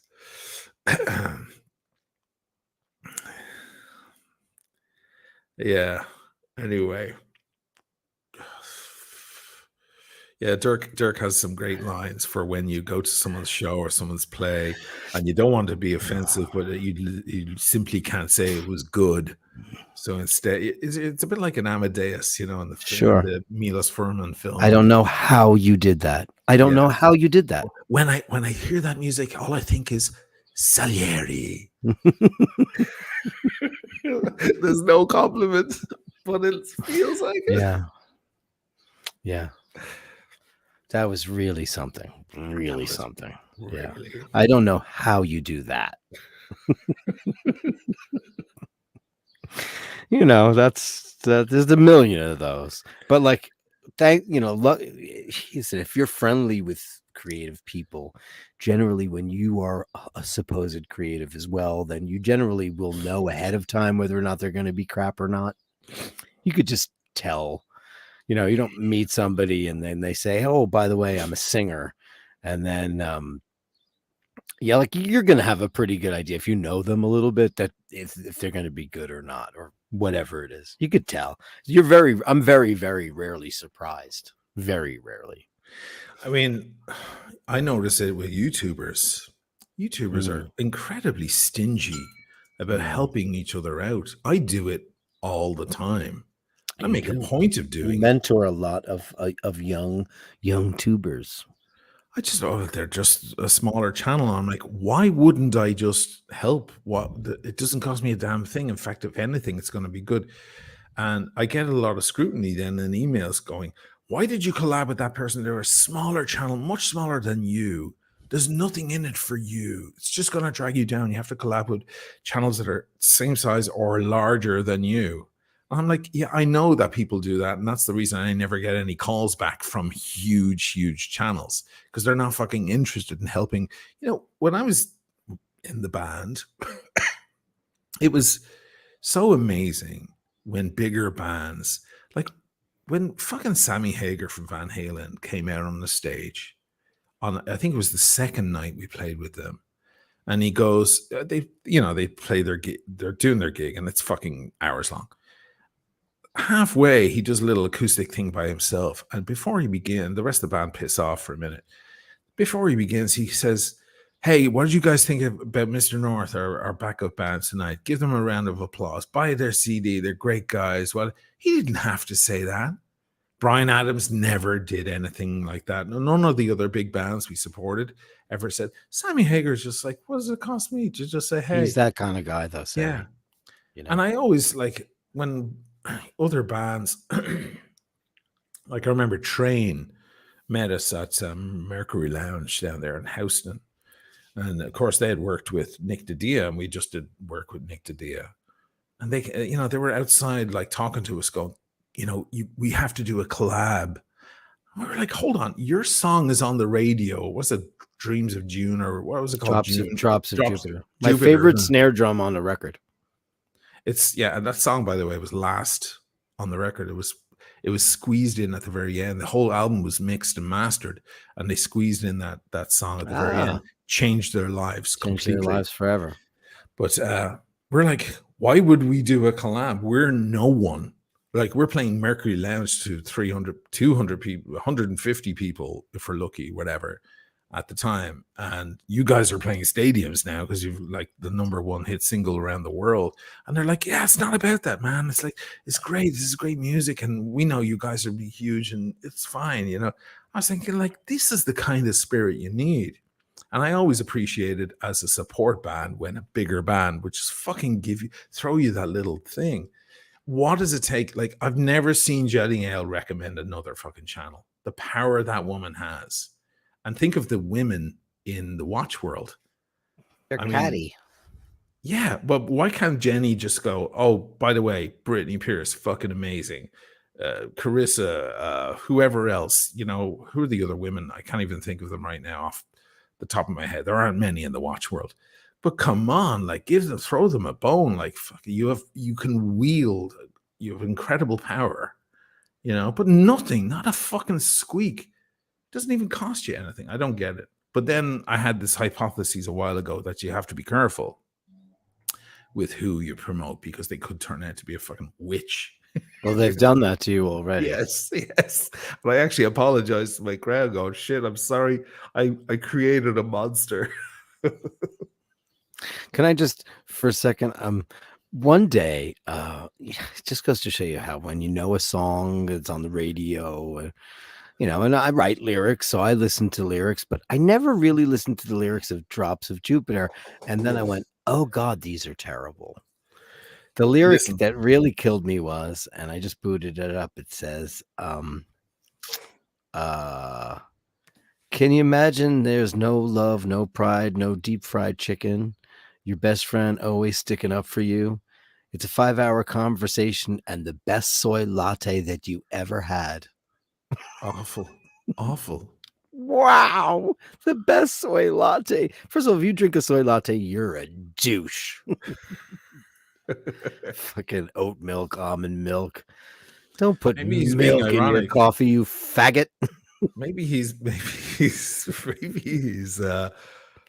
facetious. I don't know. Maybe he's But the just whole like, thing is terrible. I like it, it's really bad. And I was like, wow, that's really shitty. And I love Pat Monahan. He's such a great underrated singer because he sings such kind of poppy songs, but what a great soulful pop rock singer that guy is. But that's really bad. The best soy latte that you ever had. Ugh. P.S. hey, quite often lyrics are fucking awful, man. Well, Oh, look, Michaela's chiming in, and she has a coffee house. There you go. A cafe house. Don't be I'm weak. with you, sister. Drink black coffee. I drink it all day, every day. I like my Coffee coffee black, flavor. Yeah. like your men. I Dark just and saw murky. Bryan Adams is playing Madison Square Garden. I was like, oh, that's really great. And then the next night, a guy named Dermot Kennedy's playing. Do you know who that is? I think I've heard of him. He's like a street rat from Dublin. He's like the next Ed Sheeran. So it's as dreadful as that. I have And to he's say that I playing- have to stop. I have to interject. Oh. Ireland has a next Ed Sheeran, quote unquote, every fucking month. Oh, I'm sure they do. The country is full of guys. Church. Sure, there's that guy. No, but he's a bit more interesting. Is he? Honestly. So Yeah, he's a tad more interesting. That guy can sing. He can sing trad Irish. Oh, he sings acapella trad. shit. Yeah, he can sing real trad. I've seen him do real trad, and that's very hard. He has a lot of musical prowess, that fella. And honestly, that "Take Me to Church" song is half Black Sabbath. Doon doon doon doon doon. I think about the musical form of that. Another conversation for another time. Anyway, Ireland is just full of guys laboring over an acoustic guitar, talking about the time they met a girl on the train. I met a girl who was having a Can't stop pint. thinking about them and so on. It's Me downstairs. We smoked. the country is right. rife with them, and it's rife with people who think that they're going to be, the next Ed Sheeran. So I just take it with a grain of salt. But anyway, this guy, what's his name again? Dermot Kennedy. Dermot Kennedy. Okay, I'll remember it. Don't. I mean, I looked him up and I was like, it said a powerful blend of rock, pop, and hip hop. Went just for me. Oh my God, for me. My Perfect favorite for kind you. of blend. And he's like, the rap is like, it's just, so wow. We have real men in the audience. Look, Ben, eat black coffee only. Black Rare coffee. steak, black coffee. Black coffee. It's And like scotch or neat whiskey with whiskey. no ice. Yeah. Neat. Have a neat Always whiskey. neat. I'm not manly enough for a wheatness. I don't like whiskey at all. Bleh. But if you were, you would. If drink I it. were, I would totally. I would. Yes, you Because would. I don't like sugar and I don't like milk. I don't like any. I just like straight up stuff. But I would love to love whiskey because I love the history of it, and I would love to go to, to Scotland and do all the distilleries and taste it. But I just think that stuff tastes like a Band-Aid, tastes like a plaster, if you will. That's I don't like Scotch. any of Yeah, Middleton's has 2 D's, but I'm sure that was just an oversight. JQH fact checker. Middleton very rare. Yes, the very rare is the bottom one. Actually, it's called very rare, but it's the simplest one they sell. It's about $120. Middleton is great, but their great blender bowed out in 2004. And he handed over the reins to his understudy, who's actually female, which is very interesting. And she's doing the blends now. And though they are excellent, if you do find a pre-2004 Middleton, buy it immediately because that's the original Middleton. That's the real one. But yeah, Middleton is a great whiskey. I love that shit. I could drink one of those right now. Andrew is saying that Bryan Adams is about to tour with Joan Yeah, Jett. that's what I was looking up. Yeah, I saw it wow. today. I love Bryan Adams. He's got a million hits. When Oisin's band opened up for them at the Jones Beach Amphitheater, which is a beautiful venue on Long Island, it was like every song the guy played was a gigantic smash hit. There was no song that wasn't a top 10, top 5, number 1 song. Yeah, And he even left out my favorite one. tracks. Huh? There's no album tracks. There was no album. He doesn't have album tracks. He just No. has nonstop hit parade. And I was waiting. I was like, oh, he's only playing all the big hits. And I really wanted to hear Have You Ever Really, Really Loved a Woman? And he didn't play it. Oh, he didn't play it, no. No. I can't remember if he ever played. We did, I don't know, 10 shows with him or something. I don't remember him playing that. I do remember him having an interesting thing. There was a mic in the center, a mic way over left, a mic way over right, and you would just switch and walk between them rather than carry a mic around, because he's always strumming that guitar of his. Well, you could just I get thought a it was kind of headset. simple and cool. Yeah, you could do that. Do a but Garth headsets Brooks. look weird. Yeah, I or guess they Sammy do. Hagar did that too, you know? Yeah. Madonna. Kate Bush was first. Actually, the headset was She was invented by dancing. Kate Bush. Was She it? went- yes. The very first headset was fashioned for her tour of life in 1979. She had complained they gave her a wireless, like a Altec Lansing Vega, one of the Vega wireless, which was the first. Nady and Vega were the first wireless companies. This is where the singer geek comes out of me. And she was in production, and she said, I can't really walk this stage. It's too far. What can I do? I need something. How about a hat? And they're like, how about? She's like, I have an idea. Can you wrap it around my ears and have a stick with a mic on the end? She invented the headset microphone. Wow. The very first person, Kate Bush. Amazing. Anything love else, her. Kate?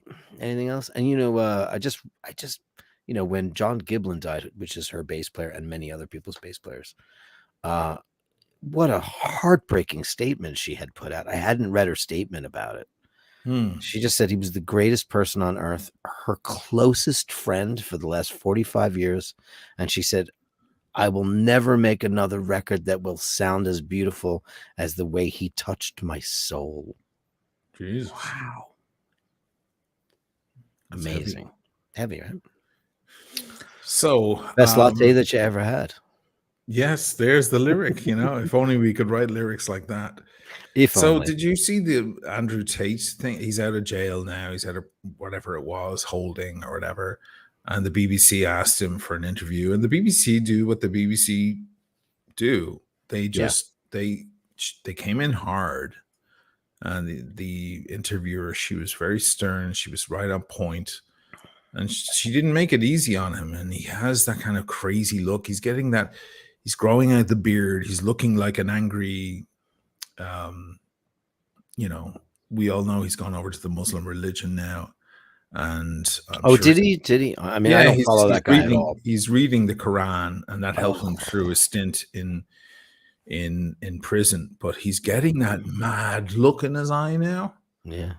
Listen, I'm on the fence about that guy. I think he says a lot of truth. He does. He does. A lot. He really does. And then sometimes, he's doing things just to piss people off, so it gets clicks because people are like, oh my God, goodness gracious me, did he really say that about women and so on? Whereas I don't know if he really believes any of that shit. I think he's just fucking around and he's tickling the internet. It could be. It's not like he's pulling a Cat Stevens, who actually was, dying for soul searching and became a big Muslim. I felt like he was. All I could think of was Cat Stevens with this guy.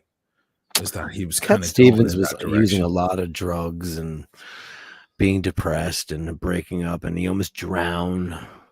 And that apparently was the epiphany. And his brother supposedly was the one that gave him the Quran. I mean, listen. Did you watch any of the BBC interview? No, I can't watch that guy. He's got one of those personalities that he's so it's like Russell Brand.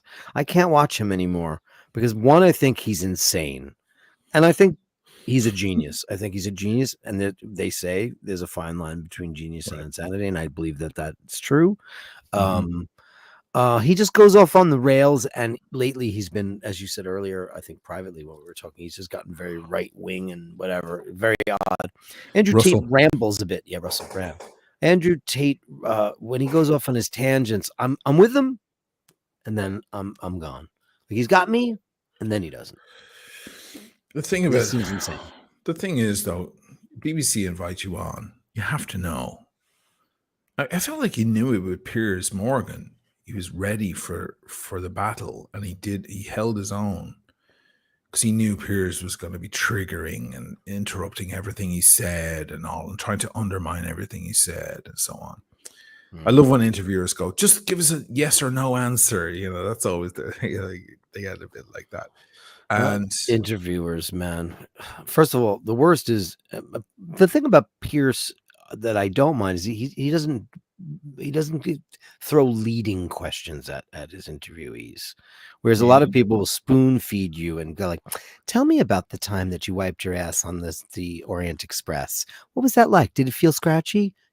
They'll try to fill you up. He just says, "You fucked a girl in the back of the truck. Was she underage?" Tells like he's very blunt, and right. I think Andrew, I gotta watch it now because I would imagine that was probably a good interview. No, it was pretty good, and she was drilling hard.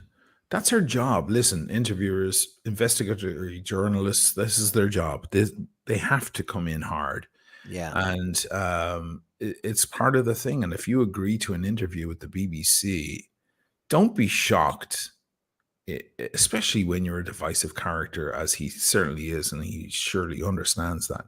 Don't be shocked if they don't say, tell you how great you are though for 2 hours.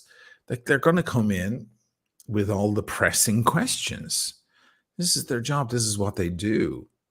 So just fucking take it. If you agree to go on their set and answer their questions, you got to take it. I mean, Chris Hitchens, I think, was the best at that. People would come at him hard, and he would take it with a certain amount of grace, and he would wield his sword back as well in the most articulate manner. I think that these guys, they need to know that once they're being divisive and controversial and so on, that they've walked into that arena now, and just be ready for people to come swing. Be ready, yeah.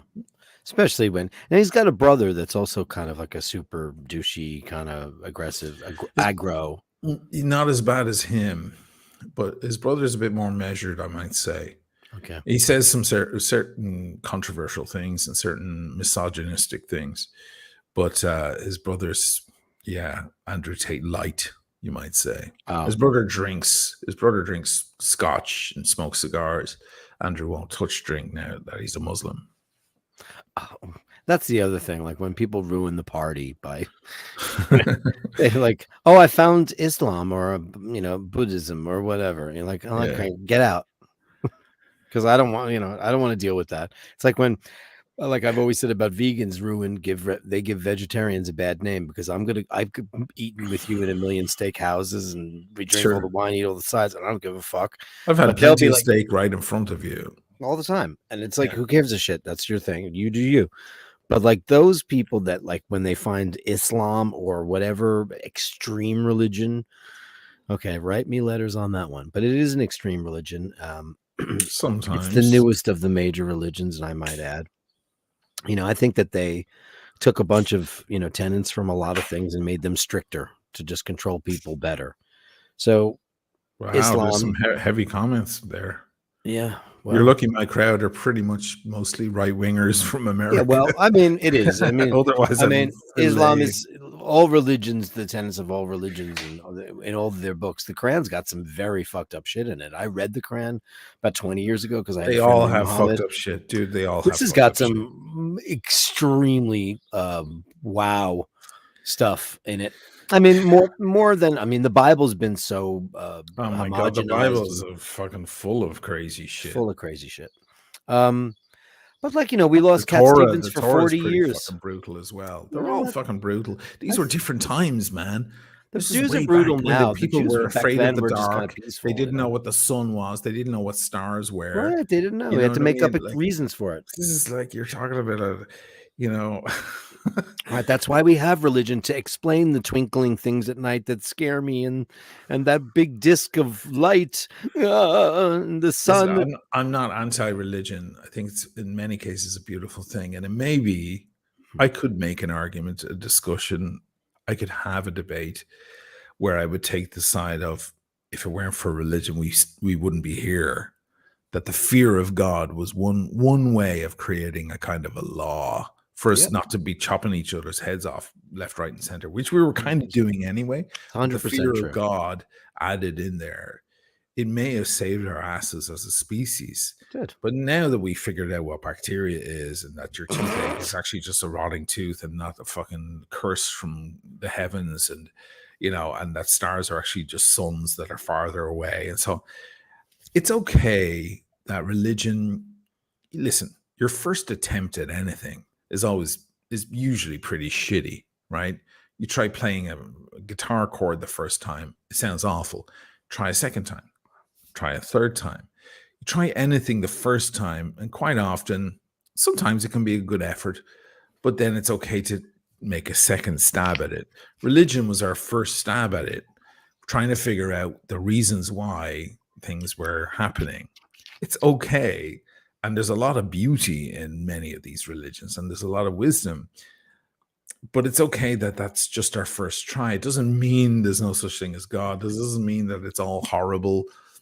It doesn't mean every Catholic priest wants to fondle young boys. But it was our first try. Now we're having our second stab at it. We're doing a little bit better, I think. Wouldn't you agree? Yeah, I think the concept of God was the concept of God for things that were inexplicable. Now that we know that there's an Oort cloud, and like God knows what's after that shit, we have to come up with a new concept of a superior. Listen, there has to be some kind of superior intelligence above us. There has to be, because this stuff, why is any of this stuff here? So I mean, obviously the religions that we have are really prehistoric concepts. They're very, very simplified explanations for the sun and the moon and the stars, like he just said, and why things happen. But then it became a great way to control people. And this is the guy that was in church on Sunday lighting candles for people and my cat.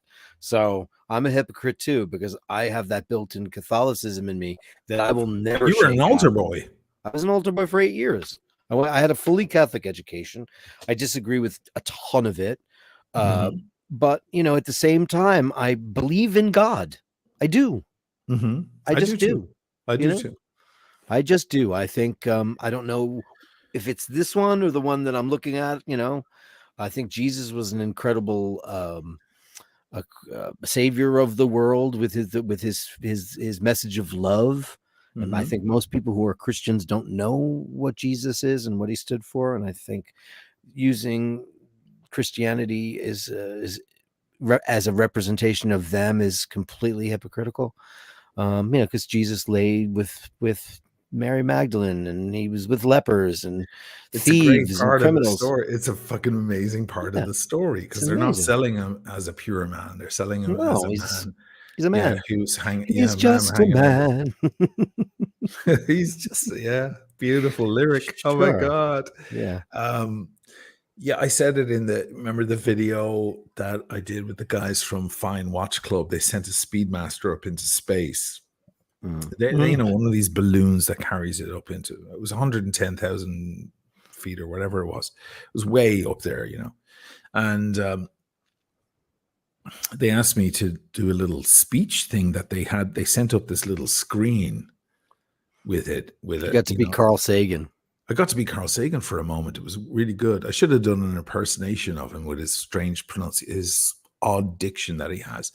But anyway, a screen opens up once it reached like the highest point with the Speedmaster, and there was a screen on the upper side of the case that played with sound. I mean, no one there to hear it, but with sound, me doing this thing. So I had to film with like a very black background. So it's just my face coming out. So it was a bit like Brando and Superman, son, let me tell you the things, And I decided to open up with a quote from Einstein, and that the most, what what was it? I can't remember the full quote, but anyway, a part of it was it was the most incomprehensible thing about the world is that it's comprehensible, but also that the science is the new religion in a way, and the mathematicians are the priests of the new world.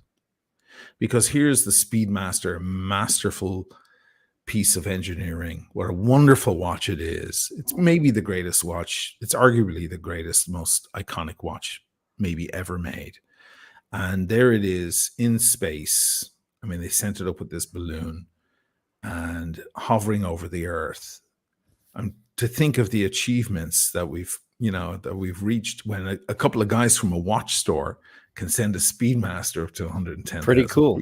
It's very cool, with a screen and a little thing and a camera. Yeah, that was fun. I watched that thing. It was amazing. I really thought I nailed that grid too. I couldn't believe I didn't. I really was like, I won this. Oh, for the prize? Yeah. I was sure I got it. No, but you may have nailed it, but like 12 other guys did too. I don't know. Maybe. Yeah, because they took the guys who guessed correct. Because, by the way, guys, anybody watching, so eventually the bubble bursts or the balloon bursts because it was shot down because everybody thought it was a Chinese spy balloon. No, but it just fell down to earth. And it was. And you see it falling down and in the English countryside.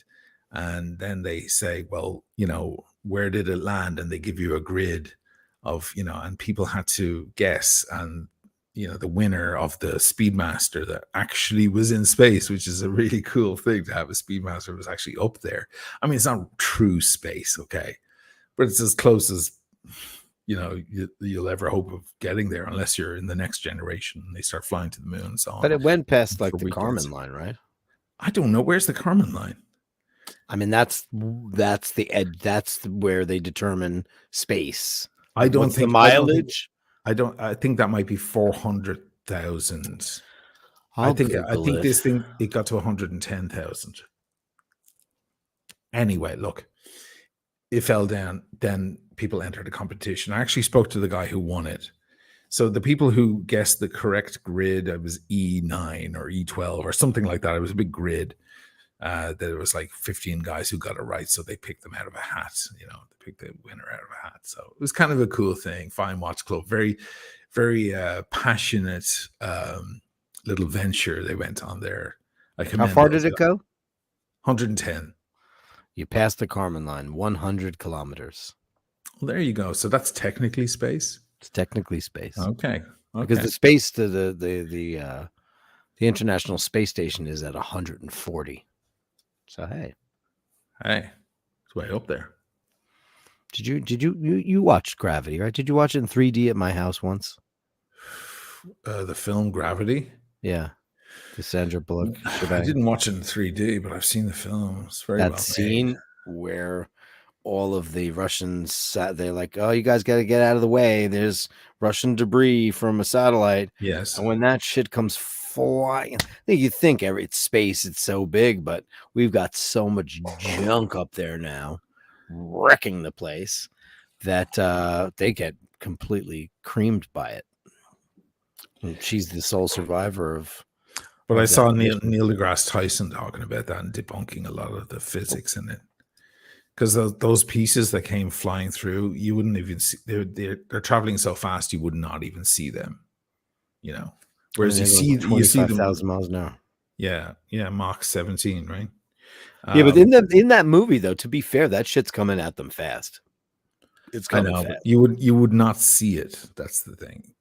It would be so fast you wouldn't see it. So if Jeff Bezos called you up and said, "Hey, you want to ride on the next one?" Would you say yes or no? Of course. Yeah, me too. Everybody, I know people go, "I don't want to do that." Yeah, let me stretch it farther. If you were asked to, somebody proposed that you volunteer to be one of the early guys, first people to go to Mars, but there's no return ticket. No, that's I would definitely too much. no. You're not going to do it? No, because Mars is a waste of our time. The whole idea of Mars is a waste. It's a dead rock. It's got no magnetosphere. It's got nothing going on there. I mean, it's a waste of time. There's nothing we could do there. But I would do it just for the journey Just and to to do see it. space and to see just to Yeah. set my foot, even if I choked to death or froze to death, probably more likely in a few minutes or a few seconds, just to go put my, like when I saw those 4K photos and video footage and stuff of Mars, all I could think of was like, I'm so glad I'm still alive to see this. Like these are high res photos of I Mars, mean, they're something we've great and marveled over. everything, but it's just like it's You for think it's our. a big fat waste of time? I think Mars is a big waste of time. I think we probably have a 200-year plan of blowing up hydrogen bombs on Venus and getting rid of its greenhouse gases would probably be a better move. Because it's just that it almost feels like an afterthought of as a planet. Just there's nothing going on there. There's nothing there, but it's and it's Venus is a lot closer. Yes, it's a hellhole, but we could send some stuff over there and blow some Hairless shit up. Persian is right. We're the next Mars. We're eventually going to dry up, and there won't be anything left, and Venus will be the next stop. Right? What do we have to do? Panspermia? Like we have to send tardigrades and so on over to Venus. Probably. Yeah. There's no such thing as a hairless Persian. Do you get waxed? You guys are all very hairy. I mean, we're probably better off looking into the moons of Saturn. Titan and Titan, and yes. Celades, and there's so many great candidates there for underwater, under ice, melting fast. There's a lot of candidates with all those moons. It's me. Wake up. There you go. Maybe Taylor Swift was inspired by that. It's me. I'm the problem. It's me. Have you been watching all that Taylor Swift shit? None of it. Like her tour. It's the biggest tour in the history of the world. It's fucking outrageous. Meow. Yeah. I know. It's not our thing. It's all the new kids. I mean, I'm fascinated by the fact that the biggest tour in the history of touring right now is that Ed Sheeran tour, the Divide tour. That's bigger than U2 360. This one now, this Taylor Swift eras thing. Listen, dude, not only are tickets going for. Oh, I know all about that shit. Okay, but 20,000 kids outside who couldn't get in, having their own party, listening and singing along. I don't know what she did. I don't know what Taylor's like. Is there some sort of genius in this girl? Like, do I need to listen to these lyrics and really figure it? Like, she's a tattletale. She writes songs about guys she fucks, and then she writes songs and she tattles on them. Now she's now cavorting around with the singer from the 1975. Have you ever seen that guy? He's a smoking, drinking, Lothario, rock and roll. He's like a Michael Hutchins kind of rock star. Nice. I didn't know much about those guys, and then one night, when you're on YouTube with auto plays, it showed this live from Madison Square Garden. I was like, can they play the Garden? I'm always amazed when people can play the Garden that I don't think should be able to. Right. Like Dermot Kennedy. Who the fuck? So it started out where like you see the inside of a house and it's dimly lit. Like there's new news. So It Goes seems to be right on. She dumped him today. Oh, here comes that song. Here comes the song. Maybe he dumped her. Yeah, I hope he did. And they have this great show. It's electric. It's really, really good. And I'm like, this guy is a bad boy. She loves bad boys, so she can write songs about them. So what she is she's basically a thief. She goes to get she hooks up with these guys just to get the story. She's like a reporter. She's like a war reporter. She can write a song. That's her source of her material. Well, her shit's all about guys that she banged and dumped or was dumped back. And why is she getting? I'm tired. Why is she getting dumped so much? She's probably complicated. She's probably crap in bed. That's my theory. That's an awful theory. That's the chivalrous way to look at it. I mean, she's 6 foot tall. She's blonde. She's pretty. She's got the longest legs I've ever seen. I think she doesn't think she has to work too hard. Red-blooded male. This is like easy stuff, and she's worth $1 billion. But she's going to be a billionaire soon. Wow! After this tour, she'll be a billionaire. She's going to earn $600 million out of this tour. It's outrageous. There was I think it was Nashville. It was pouring rain, but like ridiculous rain. She did the show anyway. in the Well, ridiculous rain you know what? It's not without surprise. umbrellas. Umbrella. She's the absolute epitome of mediocrity. And music taste is the epitome of mediocrity. And they finally met right in the middle. You hate her, man. I just think she's nothing. I Wow. listened to her first couple of records and they were enjoyable. The production was great. It was Nashville. I don't think her songs are good. In the beginning, she wrote her own songs, sort of, with like a couple of guys.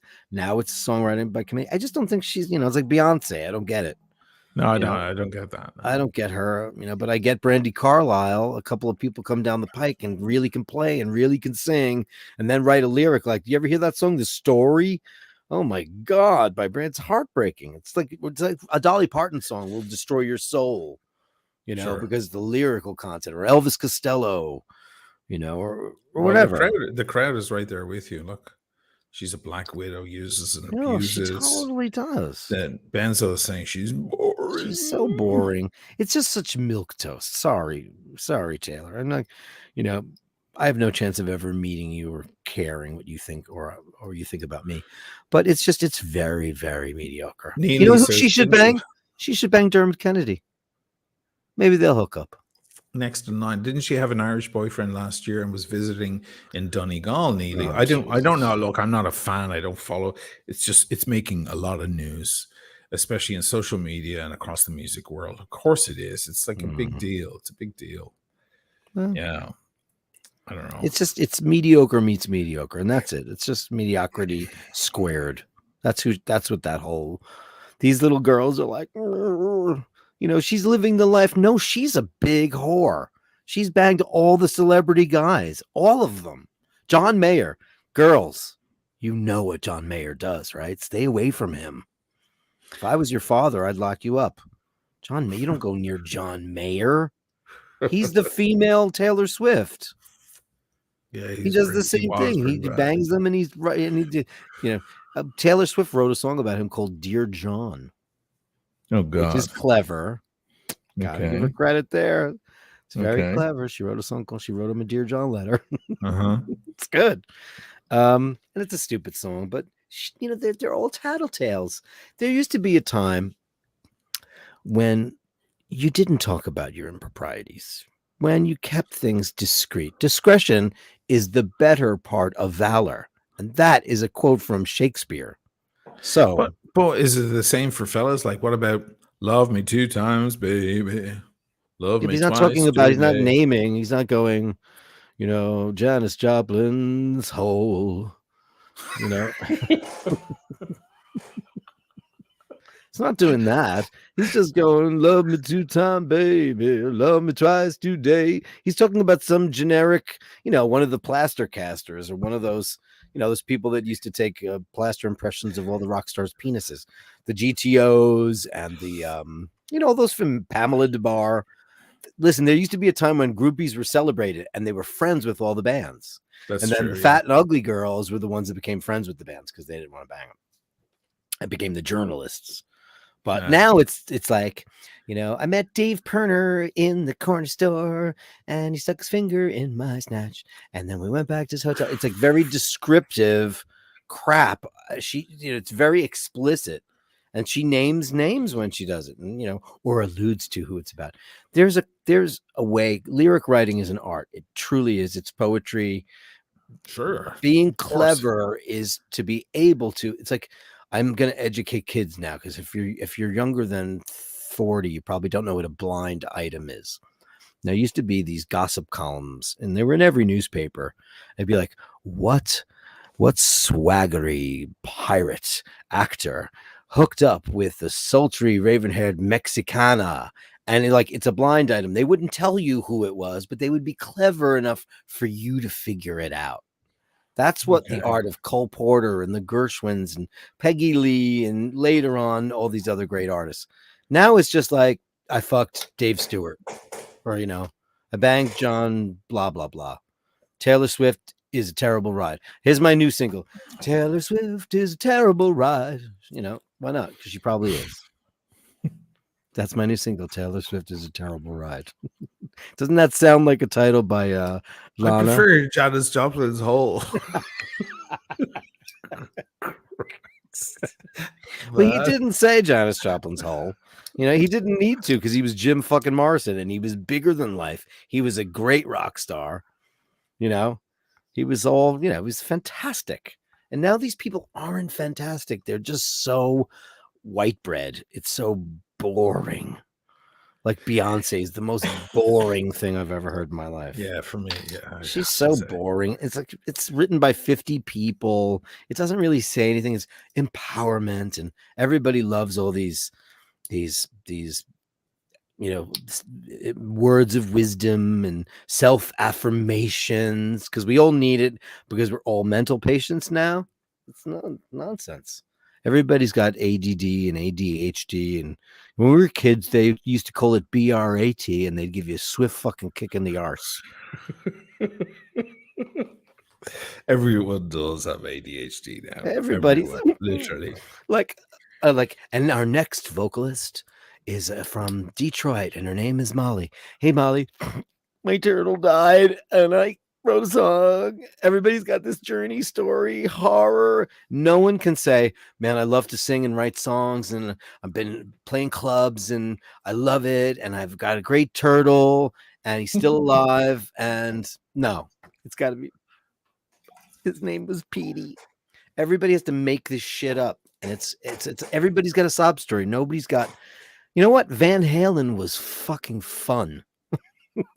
Where were all the fun bands? Everybody's so serious. And did Van Halen ever write something profound? No, right? That wasn't their job. No, it wasn't there. It was Hot for Teacher. Panama. Remember that one? Sure.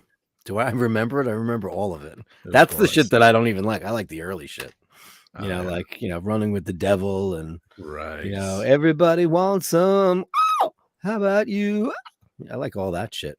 I was not a big Van Halen. I saw them live 1,000 times with David Lee Roth. It was like you would go there to have a great time and forget it all. Not like Mama was a drunk and the daddy was the pastor and he killed her. You know, which is what everybody gets now. I was so touched by Taylor's performance. I can relate to her because I feel like we have the same path and the same journey. And one day, maybe I'll get to fuck John Mayer too. I don't know. I don't know. Ray Ray's loving you. Ray misses you. I spoke to Ray about you in Lisbon over drinks. I love Lisboa. Lisboa. Lisboa I was there 1,000 years ago. I was there in 1999, and I absolutely loved it. It's great. I mean, what you said to me actually was profound because we were on the phone, and I was like, "Hey, man, I'm in Lisbon randomly." And you said to me, does it look the same as when I was there? It was like a beautiful decay. It's true, man. I was filming the buildings. They have patina. Yeah. Places like it's slightly rotting, but it's pretty. Yeah, it was a beautiful decay. I loved that place. It just looked like it was just forgotten. Like no one was really minding the store. But it was so beautiful. There's still a few stores that look like that. They look like they're from 100 years ago or something. They're falling apart. The seams are coming away, but it's kind of nice. Yeah. While I was there, their local soccer team of Lisbon, I mean, think about Portugal and how important soccer is. You know, they have fucking Ronaldo and all of that, right? But by the way, I passed his house out in Cascais. I saw his house on the water. Beautiful, massive mansion, but it looks like California out there. It looks like Santa Monica or something. But the local soccer team won. I remember everybody, all of my friends there are going like, "Be careful tomorrow, because if we win that soccer match, it's gonna be madness on the streets." And they won. It was like 3-0 or something. My God, it was just mayhem on the streets. I mean, it's wild what happened, you know. It was definitely Portuguese are passionate people. Yes, they are. Yes. And it's much cooler than Spain. Spain's not my thing. Have you ever been? Come many times. Madrid, Yeah, I went to Barcelona. Madrid. My sister studied. Carrie went to college in Segovia for like 2 years. She had Hmm. she had a boyfriend named Gabriel, and he was a count. And I went. I met her in uh, in Madrid. Madrid reminded me of New York. It's like I think it might be. Is it on the same meridian? I think it might be. Just Hmm. felt very New York. The foliage looked the same.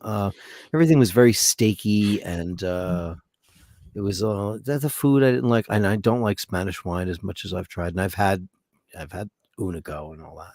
Hmm. It's not my thing. I just think when I went to Portugal, it was like, I just This let one everything feels olive like, oil. yeah, it feels like San Francisco, that town. Mm, I mean, there's mm, the big bridge, yeah, the 25th of April Bridge, it's called, and it looks like the Golden Gate. They even painted it the same color and everything, and it was yeah, built by the same it's really people. cool.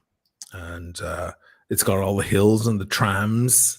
It's very San Francisco in a way, but with older culture. I got into one of their tuk-tuks. It's a little like little mini Those car thing custom with three buses, yeah, wheels, three-wheel things, that goes, yeah. you know. So I said to the guy, "Hey man, can you spin me around up the hills everywhere? Show me all the sights real quick because I need to film. I need to get more footage." I put one camera on one side and one camera on the other, just pointing out. And he brought me all around and he was like, "Do you want to see like the rougher sides?" I was like, Yeah. "Let's do it." So we go through these areas, man. There's a Little Asia, it's called. And Really? yeah, In Lisbon? he says to me, "These are dangerous parts, but the food is great." If you Isn't that ever the want to truth try it, everywhere, though? everywhere. So then we get to a certain street, and there's a lot of women on the street. I was like, Prostitutes? "Are these ladies of the night?" And he's like, "Yeah." And I went, "Wow, look at them all just hanging out." And they looked very Brazilian. They looked very different to the Lisboans. Oh, Yeah, they're imports they that speak are the language. right. And I mean, the Lisboans and the Portuguese, beautiful looking people. I mean, the fucking fellas there. I went with Sarah, and Sarah was falling in love left, right, and center. Like every taxi driver, everyone was gorgeous, and it's so many pretty people. But then there's the Brazilian thing, and you're like, woo, it was very interesting. Yeah, there were parts of the Brazil, town that because are a it's a little third rough, world little country, rough. they use sex as a weapon there, you know. Right. It's just I mean, Yeah. and you don't see street hookers pretty much in any country anymore. Certainly no first and second world country. So that's Yeah. weird that you would see that because we don't have them in New York anymore. So and haven't for 20 odd years. Dude, I sat down at one of the kind of there's a long strip there near the water with a bunch of different restaurants. I sat down, I was walking around so much. That's the thing about filming a town. You really gotta walk it. And I was approached probably 5, 6 times within a half hour. Oh wow. Hashish, cocaine, what do you want? And the guys would see the waiters and be like, "Hey man, what's going on?" Like they all fucking know. There's just a lot. You can, if you want to get fucked up on a lot of drugs there. Apparently, they've decriminalized possession in many ways. A certain amount of uh, different drug. I don't know about cocaine, but I don't know the details of it. But apparently, it's a very lax city when it comes to those things. So it was pretty crazy. I kept saying no. I'm not into that shit at all. So I'm like, no thanks, no thanks. I know I look like the kind of guy, but it ain't me. Um, but absolutely everywhere, guys trying to get eye contact with me. Cocaine. Oh god. Yeah. And you know it's not cocaine either. I don't know. I don't care. I'll never know. But it was great. I mean, the food is great and cheap. The way they do their steaks is really funny. They smother their steaks with sauces. It's like they're covering Oh yeah. over the fact that it's meat. It's kind of funny. But yeah, and the coffees were great. The drinks are great. Great town. It's a great town. It's an Yeah. absolutely great town. Who was it that just said I used the wrong word here? Trisnology. Don't bite me. I had a couple of drinks. Latitude. That's what I meant. And New York and Lisbon are on the same latitude. Meridian. I know. It's a circle around the poles. Got it. My bad. It's late. We've been on for a while. We've been on for a while. We'll finish up. It's been over 2 hours. Good chat, man. Great to have the iBashers back. Bashers.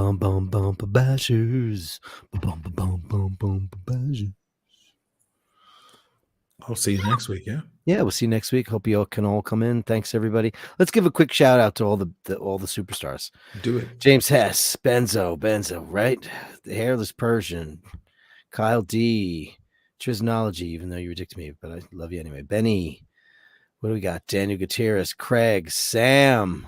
I do love those Eminem songs. Mark Girard, Andrew Wolkovich. We love you, man. You're one of our absolute killer favorites. Kent Daigle, Neely. Who else we got? Shane McGurk. There you are.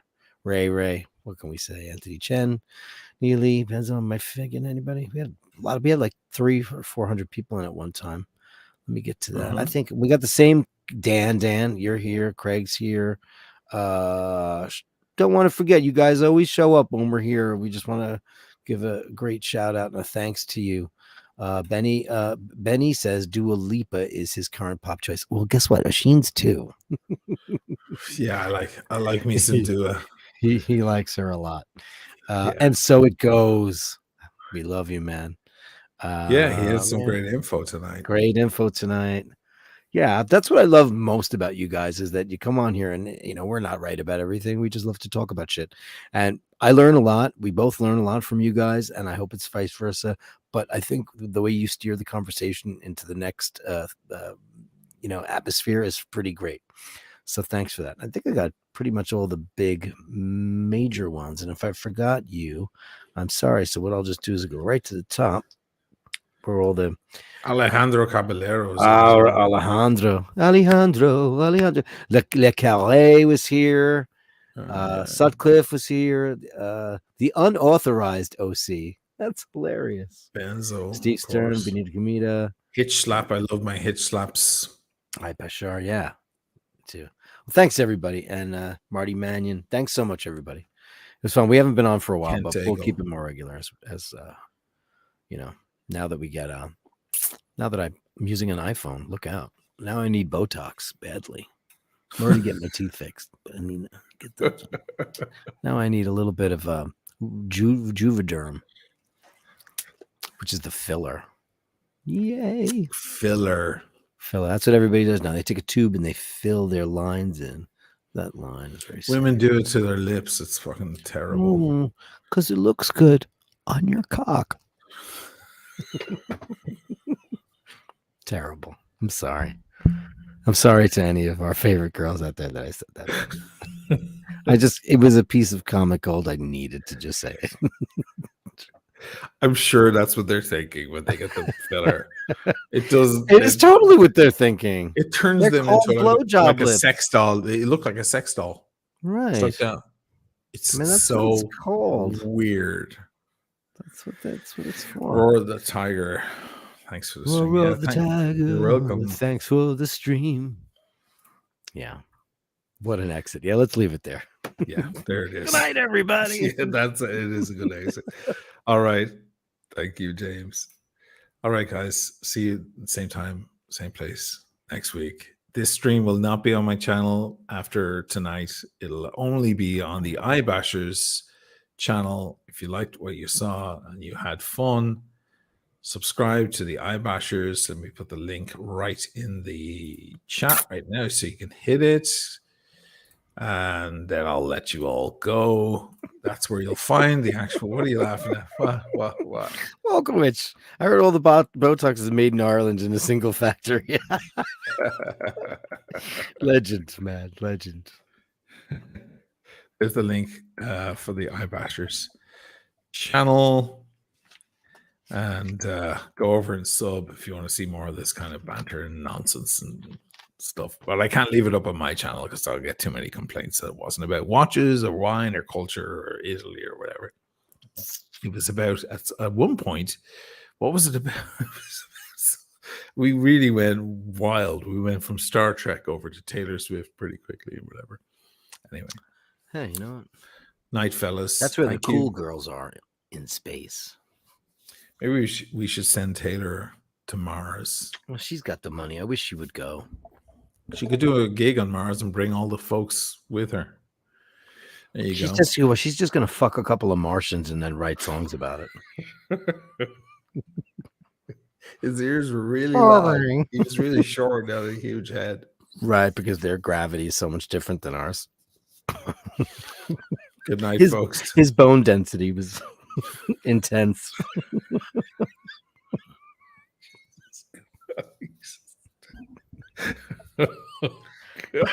There's her new record, Bone Density. Yeah, and his blood was on fire.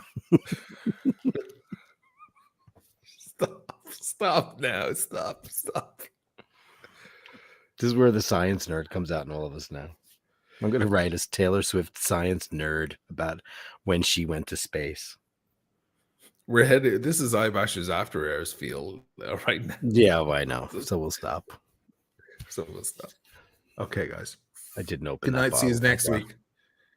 Cheers, queers and ladies.